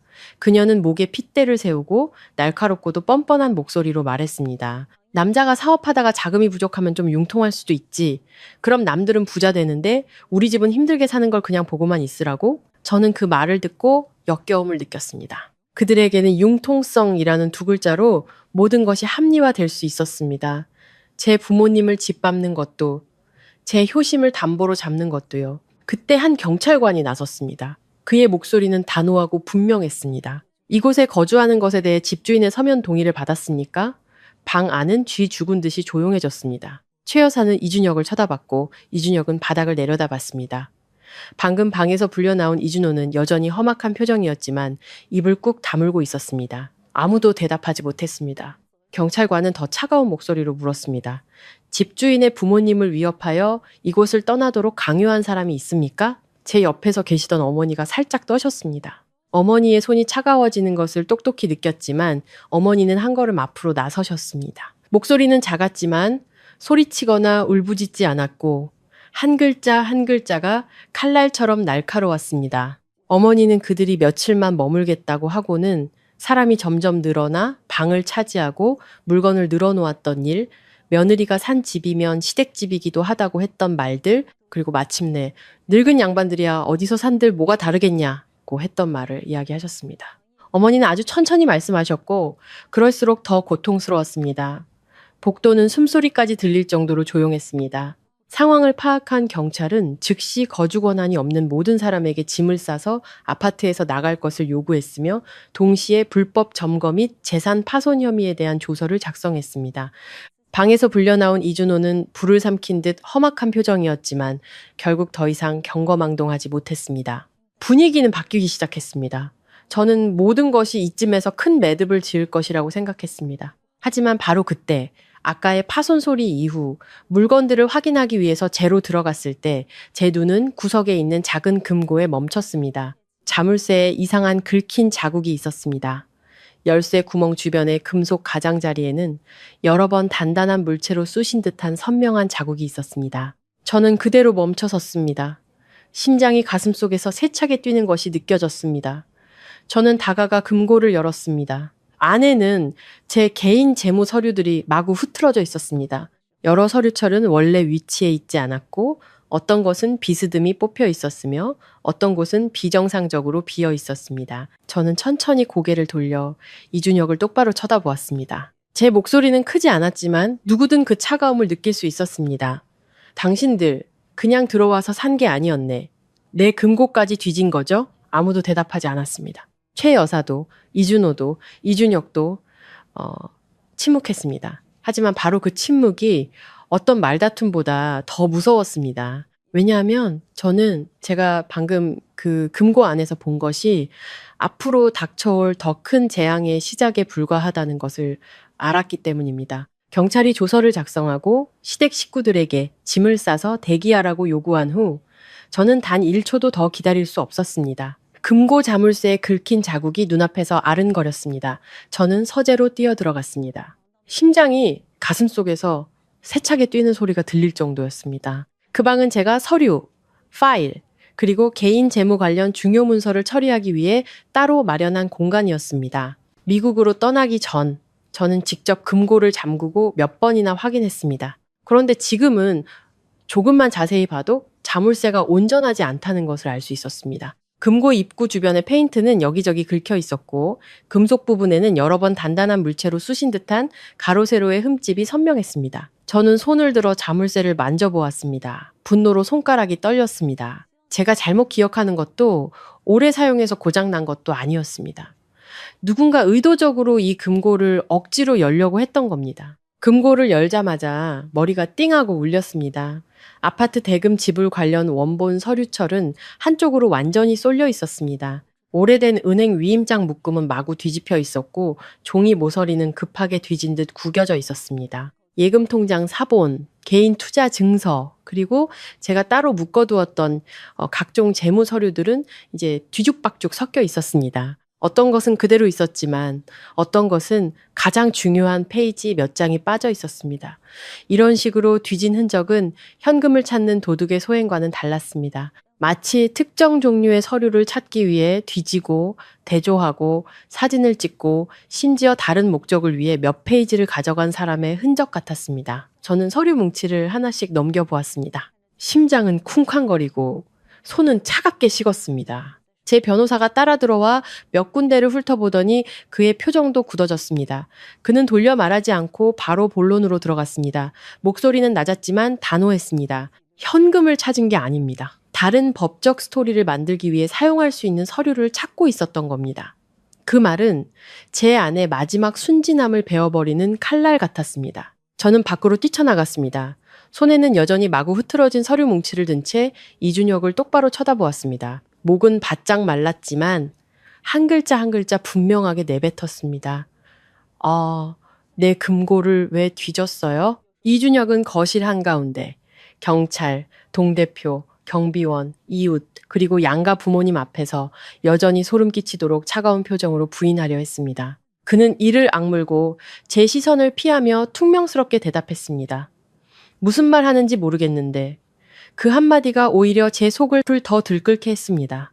정말 결백한 사람이라면 놀라거나 대묻거나 다른 반응을 보였을 겁니다. 그렇게 매끄럽고 간결하고 마치 미리 준비한 듯한 부인은 그가 그 금고 안에서 무슨 일이 있었는지 아주 잘 알고 있다는 확신만 더해 주었습니다. 제가 남편을 보며 분노를 사귀고 있을 때 어머니가 갑자기 제게 다가와 소매를 살짝 잡아당기셨습니다. 어머니의 목소리는 아주 작아서 거의 저만 들을 수 있을 정도였습니다. 며칠 전 옛날 집으로 돌아가기 전에 네 시어머니가 이 방에 앉아서 휴대폰으로 서류를 한 장 한 장 찍는 걸 봤어. 저는 즉시 어머니를 돌아보았습니다. 어머니의 눈은 붉었고 목소리에는 죄책감이 가득했습니다. 마치 너무 사람을 믿어서 자책하는 마음에 이제서야 그 사실을 털어놓으시는 것 같았습니다. 어머니는 그날 어쨌든 한 가족이고 최 여사가 너무나 태연하게 아무것도 숨기지 않고 앉아 있었기 때문에 경계하지 않았다고 하셨습니다. 거기까지 듣자 모든 이야기가 갑자기 무섭도록 명확하게 떠올랐습니다. 이것은 결코 충동적인 일이 아니었습니다. 오늘 다투다가 금고를 부술 생각이 든 것이 아니었습니다. 그들은 이 아파트를, 제 서류를, 그리고 그것을 보호하는 법적 기반을 아주 오래전부터 노리고 있었던 겁니다.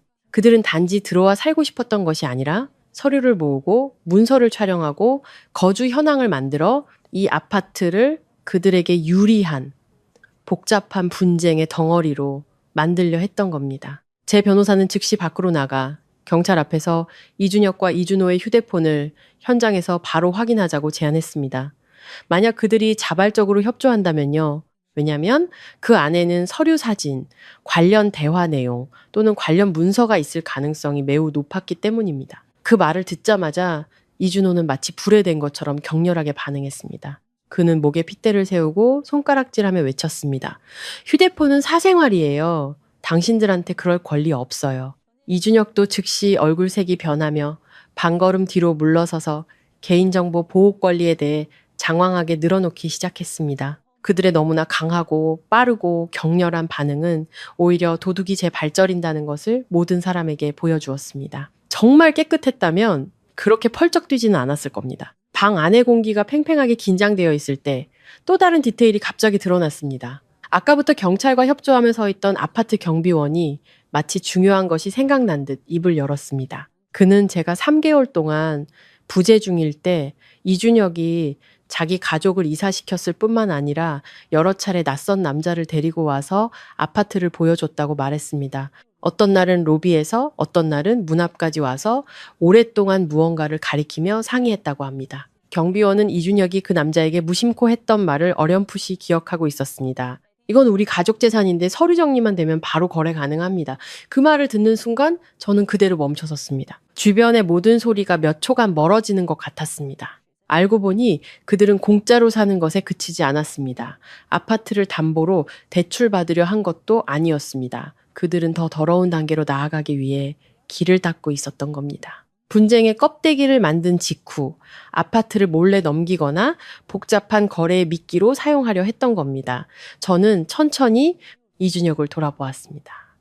이번에 제 마음속에는 더 이상 단순한 분노가 아니었습니다. 그것은 제가 남편이라고 불렀던 자의 진짜 본성을 모두 목격한 사람의 등골 오싹한 냉기였습니다. 저는 아주 천천히, 목소리는 거의 감정이 실리지 않았지만 한 글자 한 글자가 돌바닥에 떨어지는 것처럼 말했습니다. 당신은 가족들을 데려와 살게 한 게 아니었어. 당신은 내가 부모님께 사드린 선물을 팔아 넘길 길을 닫고 있었던 거야. 그리고 이번에 이준혁은 더 이상 변명하거나 저항하는 눈빛으로 저를 보지 않았습니다. 그의 눈빛은 어두워지고 굳어지며 끝까지 발각되어 더 이상 물러설 곳이 없는 자의 표정이 드러났습니다. 제가 당신은 내가 부모님께 사드린 선물을 팔아넘길 길을 닫고 있었던 거야 라고 말을 마치자 이준혁은 몇 초간 굳어 있었습니다. 그의 얼굴에서 마지막 껍데기가 벗겨지는 것 같았습니다. 당황하며 시선을 피하고 침착한 남편인 척하던 모습은 온데간데 없이 사라졌습니다. 대신 완전히 다른 얼굴이 나타났습니다. 어둡고 도끼 어리고 자존심과 원망으로 가득 찬 얼굴이었습니다. 아마 막다른 길에 몰리고 이 집 점거 사건 뒤에 숨겨진 모든 계산을 제가 간파했다는 것을 깨닫자 그는 더 이상 연기할 필요를 느끼지 못했을 겁니다. 경찰 앞에서, 이웃들 앞에서, 그리고 양가 부모님 앞에서 이준혁은 갑자기 제 얼굴에 대고 소리쳤습니다. 아파트 전체가 울릴 만큼 큰 목소리였습니다. 그래, 내가 우리 식구들 살 길 마련해 준 게 뭐 어때서. 당신은 돈 좀 번다고 언제나 남편을 무시했잖아. 그 말은 거실 한가운데서 터진 총성과 같았습니다. 그가 그동안 쌓아 올렸던 어머니와 아내 사이에 낀 온화하고 분별 있는 남편이라는 이미지는 한순간에 무너져 내렸습니다. 저는 한때 저와 한 침대를 썼고 그럴듯한 말을 하던 그 남자를 보며 낯설고도 두려운 감정을 느꼈습니다. 알고 보니 저는 그동안 나약한 남편과 산 것이 아니었습니다. 저는 온화함이라는 껍데기 아래 비뚤어진 자존심과 탐욕을 품고 있던 자와 살았던 겁니다. 이준혁은 말을 할수록 이성을 잃었습니다. 그는 한 걸음 다가와 제 얼굴에 대고 손가락질하며 눈을 붉혔습니다. 당신이 그 집 하나 샀다고 뭐 대단한 줄 알아? 친부모한테 집 사주면서 남편한테는 상의 한마디도 안 했잖아. 당신이 날 뭘로 보는데. 그 말은 너무나 비논리적이고 뻔뻔해서 저는 더 이상 평범한 분노를 느낄 수 없었습니다. 저는 차갑게 웃으며 그의 얼굴을 똑바로 쳐다보고 대답했습니다. 내 돈으로 번 거고 우리 부모님이 날 낳고 길러주셨으니 내 깨끗한 돈으로 효도하는데 당신 허락을 받아야 하나요? 그 말 이후 방 안은 짧은 순간 정적이 흘렀습니다. 아마 그때쯤에는 복도에 서 있던 사람들조차 더 이상 의심하지 않았을 겁니다. 문제는 결코 가족 간의 오해가 아니었습니다. 문제는 시댁이 며느리의 돈을 자신들에게 바쳐야 할 의무로 여겼다는 점이었습니다. 최 여사는 아들이 스스로 가면을 찢는 것을 보고 더 이상 억울한 늙은 어머니 역할을 할 필요를 느끼지 못했습니다. 그녀는 식탁을 세게 내리쳤고 근처에 있던 찻잔이 쨍 소리를 내며 흔들렸습니다. 그녀의 얼굴은 붉어졌고 눈초리는 도전적으로 치켜 올라갔습니다. 그녀는 소리쳤습니다. 며느리가 시집 왔으면 그 돈은 시댁으로 돌아와야 하는 거야. 네가 그렇게 잘났으면 이 시집 안에 발도 들여놓지 마. 그 말이 끝나자마자 저는 그녀를 돌아보았습니다. 마음이 얼음장처럼 차가워졌습니다. 저는 소리치거나 욕하지 않고 아주 간결하고 분명하게 한마디 했습니다. 처음부터 끝까지 우리 부모님 집에 발을 들여놓은 건 바로 당신이었어요. 그 말은 크지 않았지만 그녀를 순간적으로 말문이 막히게 만들었습니다. 그녀가 아무리 소리쳐도 진실은 진실이었기 때문입니다. 여기서 침해당한 사람은 제 부모님이지 그녀의 집안이 아니었습니다. 아버지는 처음부터 계속 참고 계셨습니다. 두 손을 꽉 쥐어 핏줄이 튀어나올 정도로 참고 계신 것을 저는 알고 있었습니다. 하지만 그 말들을 듣자 결국 참지 못하셨습니다. 아버지는 한 걸음 앞으로 나와 어머니를 살짝 가리듯 서서 이준혁을 똑바로 가리켰습니다. 아버지의 목소리는 낮았지만 한마디 한마디가 망치처럼 무거웠습니다. 내가 딸을 자네에게 시집 보낸 건 내 집 재산을 자네 온 집안이 몰려와 강탈하라고 준 게 아니었네. 아버지의 그 말씀에 제 목이 메었습니다. 평생을 품위 있고 침착하며 거친 말을 삼가셨던 분이셨습니다. 그런데 오늘 자기 집 한가운데서 강탈이라는 단어를 입에 담으셔야 했다니 얼마나 막다른 길에 몰리셨는지 알 수 있었습니다. 하지만 온 집안을 얼어붙게 만든 것은 그 직후 이준혁이 내뱉은 말이었습니다.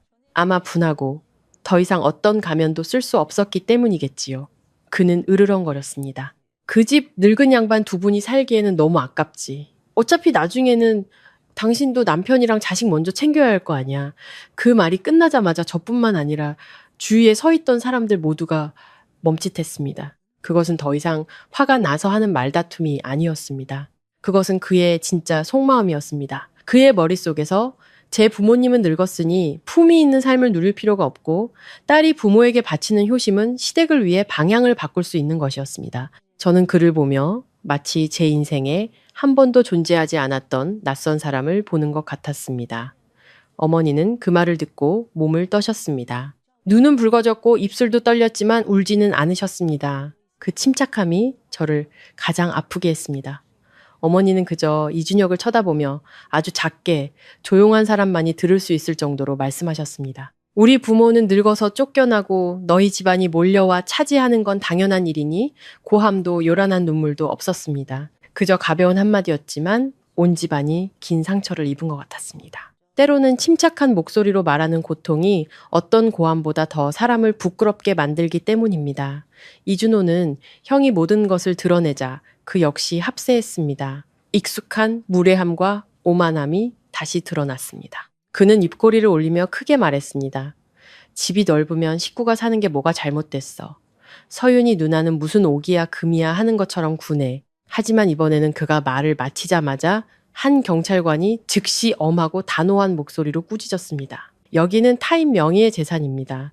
누구도 무단으로 점유할 권리가 없습니다. 그 말은 그들 모두의 뺨을 후려치는 것과 같았습니다. 가족, 며느리, 잠시 신세, 나눔과 같은 모든 논리가 갑자기 점유행위를 정당화하기 위한 궤변이라는 본질을 드러냈습니다. 저는 그렇게 꾸짖음을 당했으니 이준혁이 조금이라도 위축될 것이라고 생각했습니다. 하지만 아니었습니다. 아마 더 이상 지킬 것이 없다고 생각하자 그는 더욱 독한 본성을 드러냈습니다. 그는 갑자기 분노에 찬 목소리로 소리쳤습니다. 나도 당신한테 참을 만큼 참았어. 당신은 언제나 돈으로, 머리로 나보다 우월했지. 이 집을 못 가지게 된다면 나도 당신을 가만두지 않을 거야. 온 아파트가 다시 한번 폭발하는 것 같았습니다. 그것은 더 이상 말다툼이 아니었습니다. 경찰 앞에서, 양가 부모님 앞에서, 그리고 수많은 증인들 앞에서 한 공개적인 협박이었습니다. 저는 그 남자를 보며 제 인생에서 처음으로 저와 그 사이에 더 이상 어떤 연결고리도 남아있지 않다고 느꼈습니다. 사랑도, 의리도, 마지막 남은 존중도 없었습니다. 저는 등을 꼿꼿이 세우고 이준혁의 눈을 똑바로 쳐다보며 모든 사람들 앞에서 또박또박 말했습니다. 그래, 오늘 당신을 제대로 봤어. 당신은 더 이상 내 남편이 아니야. 당신은 당신 가족과 공모해서 우리 부모님 집을 강탈하려 한 강도일 뿐이야. 아파트 안의 공기는 찢어질 듯 팽팽했고 아무도 끼어들지 못했습니다. 부모님은 말을 잃으셨고 최 여사는 반박하려 입을 벌렸지만 말이 나오지 않았습니다. 이준혁은 창백한 얼굴로 서 있었지만 물러서지 않았습니다. 저는 그 순간부터 모든 것이 정말로 끝났다는 것을 알았습니다. 더 이상 돌아갈 길도 인내나 환상을 위한 자리도 없었습니다. 이제부터 저와 그 가족 사이에는 단 한 가지 일만 남았습니다. 그들이 손댄 모든 것을 깨끗이 청산하는 것. 아파트 안의 공기가 제 선언으로 팽팽하게 굳어 있을 때 변호사의 휴대폰이 갑자기 울렸습니다. 그는 화면을 보고 구석으로 살짝 비켜서 전화를 받았습니다. 그의 목소리는 여전히 낮고 차분했지만 그의 표정이 순간 굳어지는 것을 보고 저는 또 다른 일이 생겼다라는 것을 직감했습니다. 통화는 2분도 채 걸리지 않았습니다.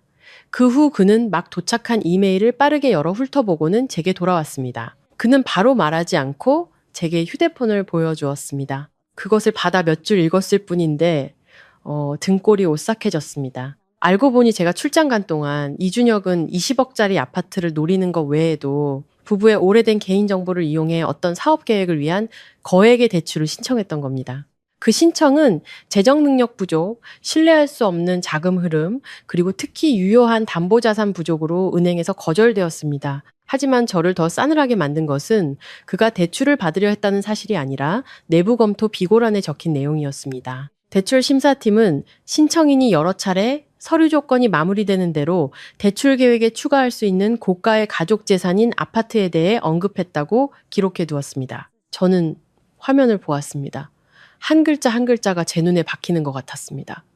그랬던 겁니다. 제가 부모님께 사드린 아파트는 그들의 계산 속에서 결코 단순한 거주지가 아니었습니다. 그것은 시댁 식구 전체가 미친 듯이 매달리고 있던 구명정이었습니다. 저는 천천히 고개를 들어 이준혁을 쳐다보았습니다. 이번에는 소리치지 않았습니다. 그가 어머니의 집 점거를 도왔다는 것을 처음 알았을 때처럼 목이 메는 아픔도 아니었습니다. 그저 추웠습니다. 뼛속에서부터 우러나오는 추위였습니다. 저는 아주 천천히 물었습니다. 얼마나 돈이 급했어요? 그 질문은 거실 한가운데에 납덩이처럼 무겁게 내려앉았습니다. 이준혁은 대답하지 않았습니다. 그의 입술은 굳게 닫혔고 얼굴은 굳어 있었습니다. 양팔은 늘어뜨렸지만 손가락이 움찔거리는 것이 선명했습니다. 그는 반박하지도 더 이상 부인할 자신도 없어 보였습니다. 제 변호사가 저를 대신해 그 방에 있던 모든 사람이 들어야 할 말을 이어갔습니다. 이준혁 씨와 일부 가족 명의의 개인 부채 및 투자 손실액이 매우 위험한 수준에 거의 도달했습니다. 자금을 마련하지 못하면 파산 위험이 현실화될 수 있습니다. 온 집안이 즉시 놀라움의 웅성거림으로 가득 찼습니다. 복도에 있던 사람들이 더 가까이 다가왔습니다. 아버지는 망연자실하셨고 어머니는 저를 보셨습니다. 그 눈에는 안타까움과 아픔이 섞여 있었습니다. 그리고 저는 그저 역겨움을 느꼈습니다. 시댁이 그렇게까지 궁지에 몰려있을 줄은 몰랐습니다. 하지만 저를 가장 혐오스럽게 만든 것은 이것이었습니다. 정말 사업이 망했다면 품이 있는 사람은 스스로 책임지려 하거나 고치려 하거나 최소한 솔직하게 말하고 도움을 청했을 겁니다. 하지만 그들은 아니었습니다. 그들은 제 효도 선물을 노리고 제 부모님을 집에서 쫓아내고 점거 현황을 만들고 금고를 뒤지고 서류를 촬영하고 그 아파트를 자신들의 구명정으로 만들려 했습니다. 그 방식은 더 이상 막무가내가 아니었습니다. 그거는 탐욕의 뼈를 발라먹는 행위였습니다. 그 지경에 이르러서도 최 여사는 여전히 어떻게든 빠져나가려 했습니다. 그녀는 반걸음 앞으로 나서며 날카롭지만 이미 당황한 기색이 역력한 목소리로 말했습니다. 빚이 있으면 가족끼리 돕는 거지. 식구가 물에 빠져 허우적거리는데 그냥 보고만 있으라고? 저는 그녀를 돌아보며 제 자신도 낯설게 느껴지는 날카로운 웃음을 터뜨렸습니다. 도움은 입을 열어 구하는 거지 우리 부모님을 쫓아내고 도적처럼 들어와 사는 게 아니에요. 그 말에 그녀는 할 말을 잃었습니다. 그렇습니다. 도움은 사람이 염치를 알고 청할 때 성립되는 것입니다. 온 식구가 몰려와 집을 차지하고 몰래 서류를 찍고 공동재산이라고 우기는 것은 더 이상 도움이 아니었습니다. 그것은 계획적인 강탈이었습니다. 하지만 더 큰 충격은 아직 끝나지 않았습니다. 제 변호사가 이메일로 은행 측과 추가로 소통하고 제가 방금 찾은 서류 사본에서 일부 정보를 대조하던 중 그는 갑자기 미간을 찌푸리더니 이준혁에게 한 이름을 대며 직접 물었습니다. 강민수라는 사람 아시죠? 그 질문이 나오자마자 이준혁의 표정이 완전히 바뀌는 것을 보았습니다. 그는 고개를 잼들었고 눈에는 아주 빠른 공포의 빛이 스쳤다가 다시 억지로 억눌렸습니다. 변호사는 그의 대답을 기다리지 않고 바로 저에게 대조자료에 첨부된 연락처 거래 정보를 보여주었습니다. 거기에는 아파트 관련 서류 사진 몇 장과 자물쇠 및 열쇠 사진이 강민수라는 이름으로 된 전화번호로 전송된 기록이 명확히 남아 있었습니다. 이 사람은 예비조사 결과 복잡하고 분쟁이 있는 부동산, 법적 문제가 있지만 어떻게든 시세 차익을 남기기 위해 처분하려는 물건을 전문적으로 중개하는 브로커였습니다. 거기까지 읽자 제 손이 저려왔습니다. 알고 보니 이준혁은 몰래 아파트 열쇠를 가져가 여러 개 복사한 뒤 온 식구가 들어와 차지하도록 문을 열어줬을 뿐만 아니라 그는 서류를 찍어 복잡한 자산을 처리하는 전문 브로커에게 보냈던 겁니다. 다시 말해 제가 몇 주만 더 늦게 돌아왔더라면 이 아파트는 가짜 분쟁의 껍데기를 뒤집었었을 가능성이 매우 높았습니다. 낯선 사람이 애매한 명분으로 끼어들어 모든 것을 길고 긴 소송의 니다우로 만들었을 겁니다. 부모님이 법정을 드나들고 서류를 기다리고 원래부터 자신들의 것이었어야 할 모든 것을 하나하나 증명해야 하는 장면을 상상하는 것만으로도 등골이 오싹해졌습니다. 그들은 단지 집을 빼앗으려 한 것이 아니었습니다. 그들은 저를 법적 미로에 빠뜨려 지치게 만들려 했던 겁니다. 저는 고개를 들어 이준혁을 보았습니다. 이번에 제 아내는 막 돌아와서 온 식구가 아파트에서 먹고 마시는 것을 보았을 때처럼 불타는 분노가 아니었습니다. 남은 것은 오직 혐오감이었습니다. 저는 아주 천천히 수많은 사람들이 서 있는 그 앞에서 그의 얼굴에 못을 박듯 한 글자 한 글자 말했습니다. 당신은 결혼 생활을 배신했을 뿐만 아니라 내가 부모님께 사드린 선물을 더러운 브로커들의 미끼로 만들려 했어. 그 말은 그의 가장 수치스러운 부분을 정확히 건드린 것 같았습니다. 이준혁은 모든 체면을 잃었습니다. 얼굴이 붉어졌다 창백해지기를 반복하더니 마침내 목소리가 갈라진 채 울부짖었습니다. 당신이 날 그렇게 만들었어. 당신은 돈을 너무 많이 벌었고 어디서든 나보다 잘났어. 나는 언제나 잉여 인간 같았다고. 그때서야 저는 이해했습니다. 그의 탐욕 아래에는 이기심뿐만 아니라 너무나 오랫동안 쫓아온 비뚤어진 남자의 질투심이 자리 잡고 있었다는 것을, 그는 아내가 자신보다 유능하다는 것을 받아들이느니 차라리 자기 어머니, 동생, 친척들을 모두 니다우로 끌어내리는 길을 택했던 겁니다. 저는 그를 오랫동안 쳐다보았습니다. 이야기의 시작부터 지금까지 처음으로 저는 배신감 때문에 아프지 않았습니다. 그저 혐오스러웠습니다. 실패한 남자가 스스로 일어서지 않고 자기보다 더 품위 있게 사는 곁에 있는 사람을 증오하는 그 방식이 혐오스러웠습니다. 저는 아주 가볍지만 등골이 오싹할 정도로 차가운 목소리로 말했습니다. 당신이 뒤처진 건 내가 더 잘나서가 아니야. 당신이 당신 어머니의 탐욕에 기생하는 길을 택했기 때문이야. 그 말이 끝나자마자 이준혁은 완전히 할 말을 잃었고 최 여사는 망연자실한 채 서 있었습니다. 그녀의 얼굴은 평생 처음으로 시장 한복판에서 수많은 사람들 앞에서 발가 벗겨져 더 이상 변명할 곳이 없는 사람처럼 창백해졌습니다. 진술, CCTV 영상, 복사된 서류, 금고 훼손 흔적, 그리고 관리사무소의 확인을 모두 대조한 후 경찰은 더 이상 시간을 끌지 않았습니다.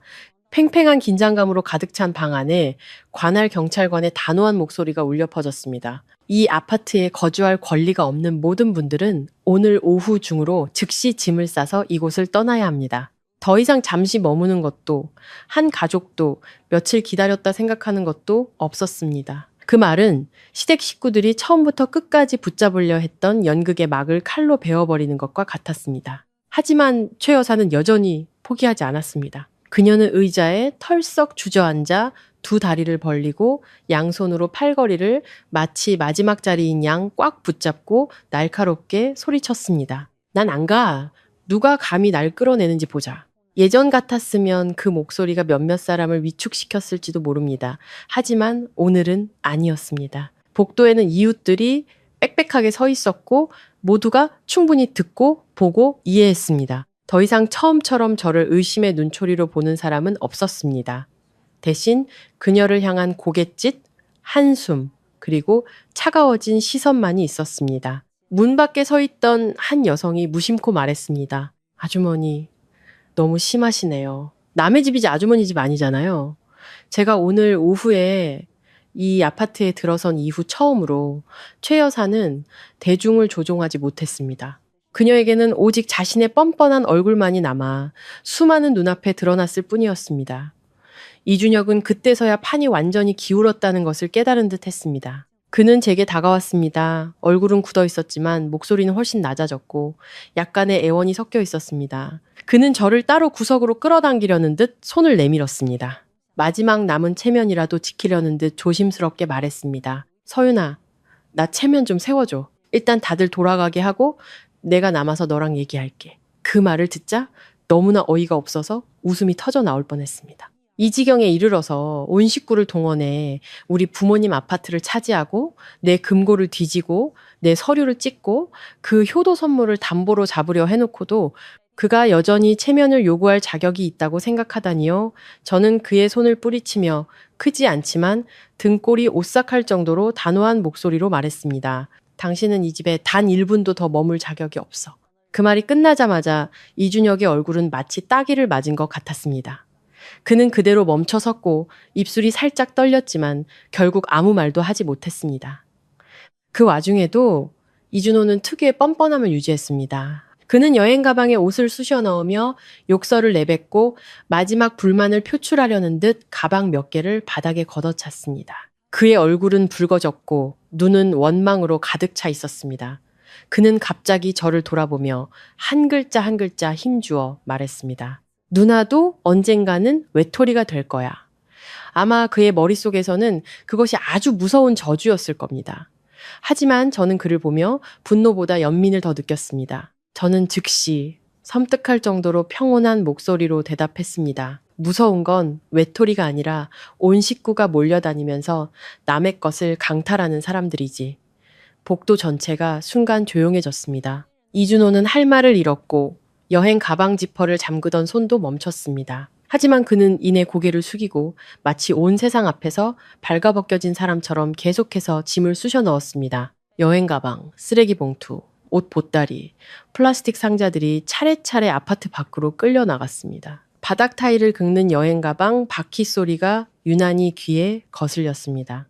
저는 거실 한가운데 서서 그들의 물건이 문 밖으로 밀려 나가는 것을 보았습니다. 마음속에서는 상상했던 것처럼 즉각적인 통쾌함 대신 아주 차가운 감정이 느껴졌습니다. 이 아파트는 지난 몇 달 동안 그들에 의해 흉하게 더럽혀졌습니다. 제 가족 사진은 가장 소중한 자리에서 떼어졌습니다. 부모님의 이불과 베개는 마치 쓸모없는 물건처럼 구석에 처박혀 있었습니다. 제가 온 가족이 주말에 둘러앉으라고 산 식탁은 술판의 장소로 변해 있었습니다. 남은 음식, 소주병, 그리고 말라붙은 기름 자국들, 볼수록 마음이 아팠습니다. 제가 평생을 모아 부모님께 드린 선물이 결국 시댁에 의해 지저분하고 탐욕스럽고 더러운 임시 거처로 변해버렸습니다. 그때 어머니가 조용히 창가 근처의 작은 선반으로 다가가셨습니다. 어머니는 허리를 숙여 유리 한쪽이 깨지고 언제 그랬는지 모르게 액자 모서리가 갈라진 가족 사진을 주워 드셨습니다. 어머니의 손은 마치 사진 속 누군가를 아프게 할까 두려운 듯 유리 표면을 아주 부드럽게 쓸어내렸습니다. 그 모습을 보자 제 목이 꽉 메었습니다. 저는 다가가 어머니 손에서 액자를 받아들었습니다.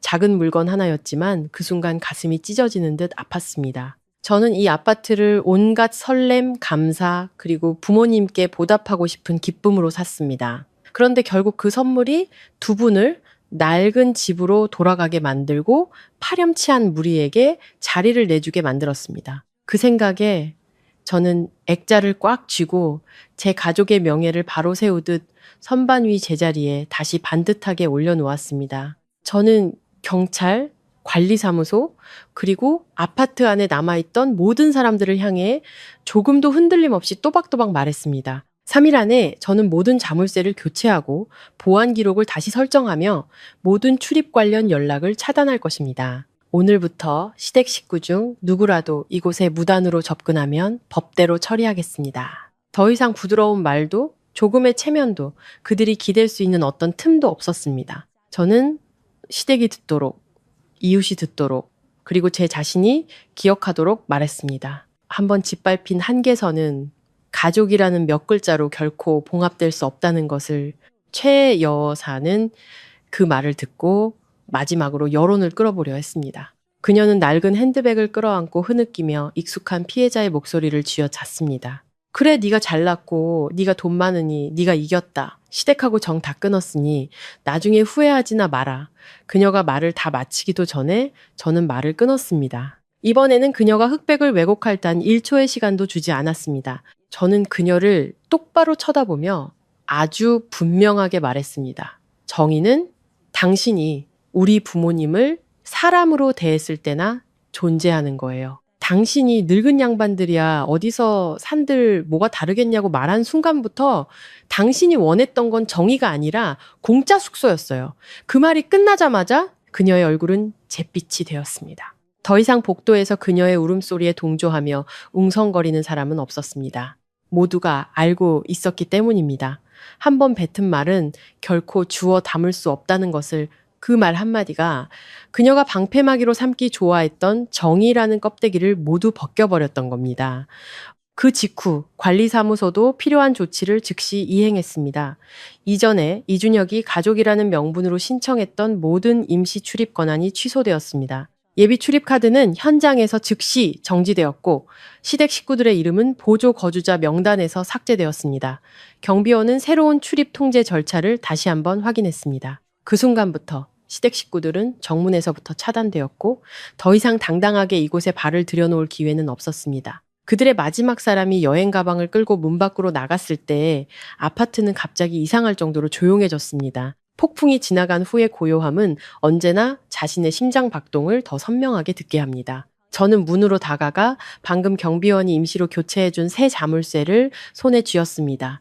그리고 제 손으로 직접 잠갔습니다. 철컥하는 소리는 짧고 작았지만 저에게 그것은 단순히 문을 잠그는 소리가 아니었습니다. 그것은 어리석고 순진했으며 너무 오랫동안 인내했던 한 시대를 마감하는 소리 같았습니다. 그리고 지난 몇 달간 분노에 휩싸여 있던 제 마음속에서 저는 이 집이 마침내 그곳에 살 자격이 있는 사람의 손으로 돌아왔다는 것을 알았습니다. 그 후 며칠 동안 아파트는 점차 본래의 모습을 되찾아갔습니다.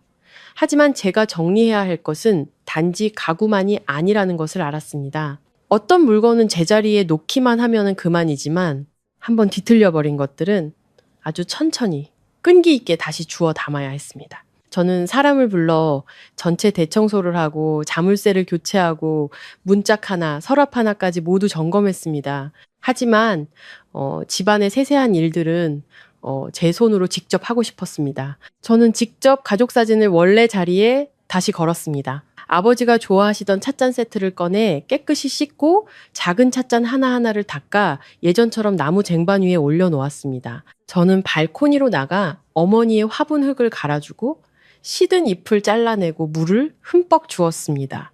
그런 작은 일들을 하나씩 하면서 저는 집을 청소하는 것이 아니라 지난 몇 달 동안 남에게 짓밟혔던 자존심의 조각들을 조용히 다시 주워 담고 있다는 느낌을 받았습니다. 어떤 날은 아주 늦게까지 아파트에 머물렀습니다. 온 공간이 조용했고 오직 테이블 위를 닦는 천소리, 싱크대에서 흐르는 물소리, 발코니 문틈으로 스며드는 바람소리만 들렸습니다. 저는 거실 한가운데 혼자 서서 주위를 둘러보다가 문득 그날 오후 제가 문을 열고 들어왔을 때의 광경을 떠올렸습니다. 온 시댁 식구가 마치 오래전부터 자기들 자리인 양 이 집에서 시끄럽게 먹고 마시던 모습. 그 생각을 하니 마음속은 여전히 아팠지만 처음처럼 타는 듯한 고통은 아니었습니다. 그것은 은은한 통증으로 가라앉아 있었습니다. 지나간 일이지만 결코 잊어서는 안 될 일이라는 것을 상기시켜줄 만큼의 통증이었습니다. 며칠 후 부모님이 공식적으로 아파트로 돌아오셨을 때 저는 문 앞에서 두 분을 맞이했습니다. 왜인지 모르게 그때 저는 부모님을 처음 집 구경시켜드렸을 때처럼 긴장되었습니다. 아마 이번에는 기쁨과 함께 두려움도 있었기 때문일 겁니다. 저는 이 모든 일이 있은 후 부모님이 더 이상 이곳에 살고 싶어 하지 않으실까봐 두려웠습니다. 이 아파트가 그분들 마음속에 서러움과 쫓겨난 기억으로 남게 될까봐 두려웠습니다. 어머니는 아주 천천히 들어오셨습니다. 어머니는 문에서부터 거실을 둘러보셨습니다. 제자리에 놓인 소파, 원래 자리에 걸린 가족 사진, 저녁 햇살을 받고 있는 발코니의 화분들을 보시더니 고개를 돌려 조용히 눈물을 닦으셨습니다. 한참 후에 어머니는 작게 말씀하셨습니다. 서윤아, 그냥 우리 옛날 집으로 돌아가도 괜찮아. 그 말을 듣자 제 목이 메었습니다. 저는 어머니의 손을 꽉 잡고 한참 후에야 겨우 말을 이었습니다. 아니에요. 이 집은 제가 부모님께 사드린 거예요. 이제 아무도 부모님에게서 이 집을 빼앗을 수 없어요. 아버지는 옆에서 처음부터 계속 침묵하고 계셨습니다. 한참 후에야 아버지는 제 어깨에 손을 얹으셨습니다. 아버지의 손은 여전히 마르고 오랜 세월의 노동으로 거칠었지만 그 손길에 제 마음은 한결 가라앉았습니다. 아버지는 저를 보셨습니다. 눈은 붉었지만 목소리는 아주 부드러웠습니다. 우리 딸 정말 다 컸구나. 그 한마디에 제 안의 모든 울분이 조금씩 풀려나가는 것 같았습니다. 저는 더 이상 아무 말도 들을 필요가 없었습니다. 단지 부모님이 이곳으로 돌아오셨다라는 것, 원래부터 그분들의 것이었어야 할 바로 그 집에 서 계시다는 것만으로도 충분했습니다. 이준혁에 대해서는 저는 더 이상 필요한 말 외에는 어떤 개인적인 대화도 하지 않았습니다. 불법 점거 조서, 서류 침해 혐의, 협박 및 기타 관련 문제들은 모두 변호사에게 맡겼습니다. 저는 더 이상 자기 가족이 장모와 장인을 짓밟도록 문을 열어준 사람과 감정적으로 다투고 싶지 않았습니다. 어떤 사람들은 어느 순간이 되면은 더 이상 화도 나지 않고 그저 피로감만 남습니다. 그는 자신의 번호, 낯선 번호로 제게 수없이 전화를 걸고 온갖 문자를 보냈습니다. 때로는 애원하고 때로는 비난하고 때로는 제가 너무 정이 없다고 탓했습니다. 저는 마지막 문자 하나만 읽고 짧게 답장했습니다. 당신이 나를 잃은 건 집 때문이 아니야. 당신이 당신 가족에게 우리 부모님을 쫓아낼 문을 열어준 그 순간부터 나를 잃은 거야. 그 문자를 보낸 후 저는 오랫동안 썩어있던 끈을 끊어내듯 가볍게 그의 번호를 차단했습니다. 최 여사도 멈추지 않았습니다. 그녀는 지인을 통해 제게 전화를 걸어 여자는 집안이 평안하려면 참고 살 줄 알아야 한다고 조언하게 했습니다. 저는 그 말을 듣고 슬퍼졌습니다. 어떤 사람들은 평안한 집이라는 말을 좋아하지만 그들이 정말로 원하는 것은 평화가 아니라 억압받는 자의 침묵이었습니다. 저는 한마디만 대답하고 말았습니다. 어느 집이요? 제 집은 당신이 차지하려 했고 당신 집은 아들이 아내의 신뢰를 강탈하도록 가르쳤잖아요. 그 후 저는 더 이상 누구도 만나지 않았습니다. 한번 닫힌 문은 다시 열지 않는 것이 최선일 때가 있습니다. 몇 주 후 아파트는 정말로 다시 살아났습니다. 이른 아침 아버지는 발코니에 나가 화초에 물을 주셨습니다. 아버지는 그곳에서 오랫동안 서 계셨습니다. 때로는 잎을 다듬고 때로는 난간에 떨어지는 햇살을 그저 바라보셨습니다. 오후가 되면 어머니는 창가에 앉아 바느질을 하셨습니다. 비스듬히 들어오는 빛이 어머니의 반백이 넘은 머리카락 위로 쏟아져 어머니의 얼굴을 한결 온화하고 평온하게 만들었습니다. 어떤 날 퇴근하고 돌아오니 부모님이 거실에서 차를 마시며 아주 소소한 이야기를 나누고 계셨습니다. 저는 문가에 서서 그 모습을 한참 바라보다가 저도 모르게 눈시울이 붉어졌습니다. 그때서야 저는 20억 원이 결코 비싼 것이 아니었다는 것을 깨달았습니다. 제가 산 가장 귀한 것은 몇 개의 벽이나 좋은 위치나 비싼 가구가 아니었습니다. 제가 산 가장 귀한 거는 저를 위해 평생을 희생하신 분들의 평온이었습니다. 이 모든 일이 있은 후 저는 아주 고통스럽지만 또한 아주 현실적인 사실 하나를 깨달았습니다. 어떤 결혼은 가난 때문에 깨지지도 않고 사랑이 식어서 깨지지도 않습니다. 한쪽이 상대방의 선의를 마음껏 가져가도 되는 것으로 여기기 시작할 때, 인내를 당연한 것으로 여길 때, 상대방의 부모를 자신의 계산을 위해 한쪽으로 밀쳐낼 수 있는 존재로 여길 때 깨지는 겁니다. 한번 자기 부모를 짓밟는 것을 감행한 사람이라면 더 이상 그 사람을 붙잡고 있을 이유가 없는 겁니다. 제 이야기는 그렇게 끝이 났습니다.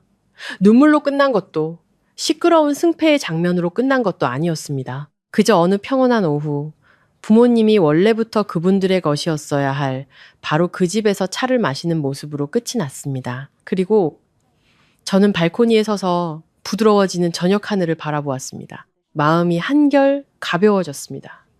결국 저는 단지 아파트 하나를 지킨 것이 아니었습니다. 저는 제 한계선을 지켰고 제 부모님의 명예를 지켰으며 제 안에 온전히 남아있던 마지막 인간다움을 지켰습니다.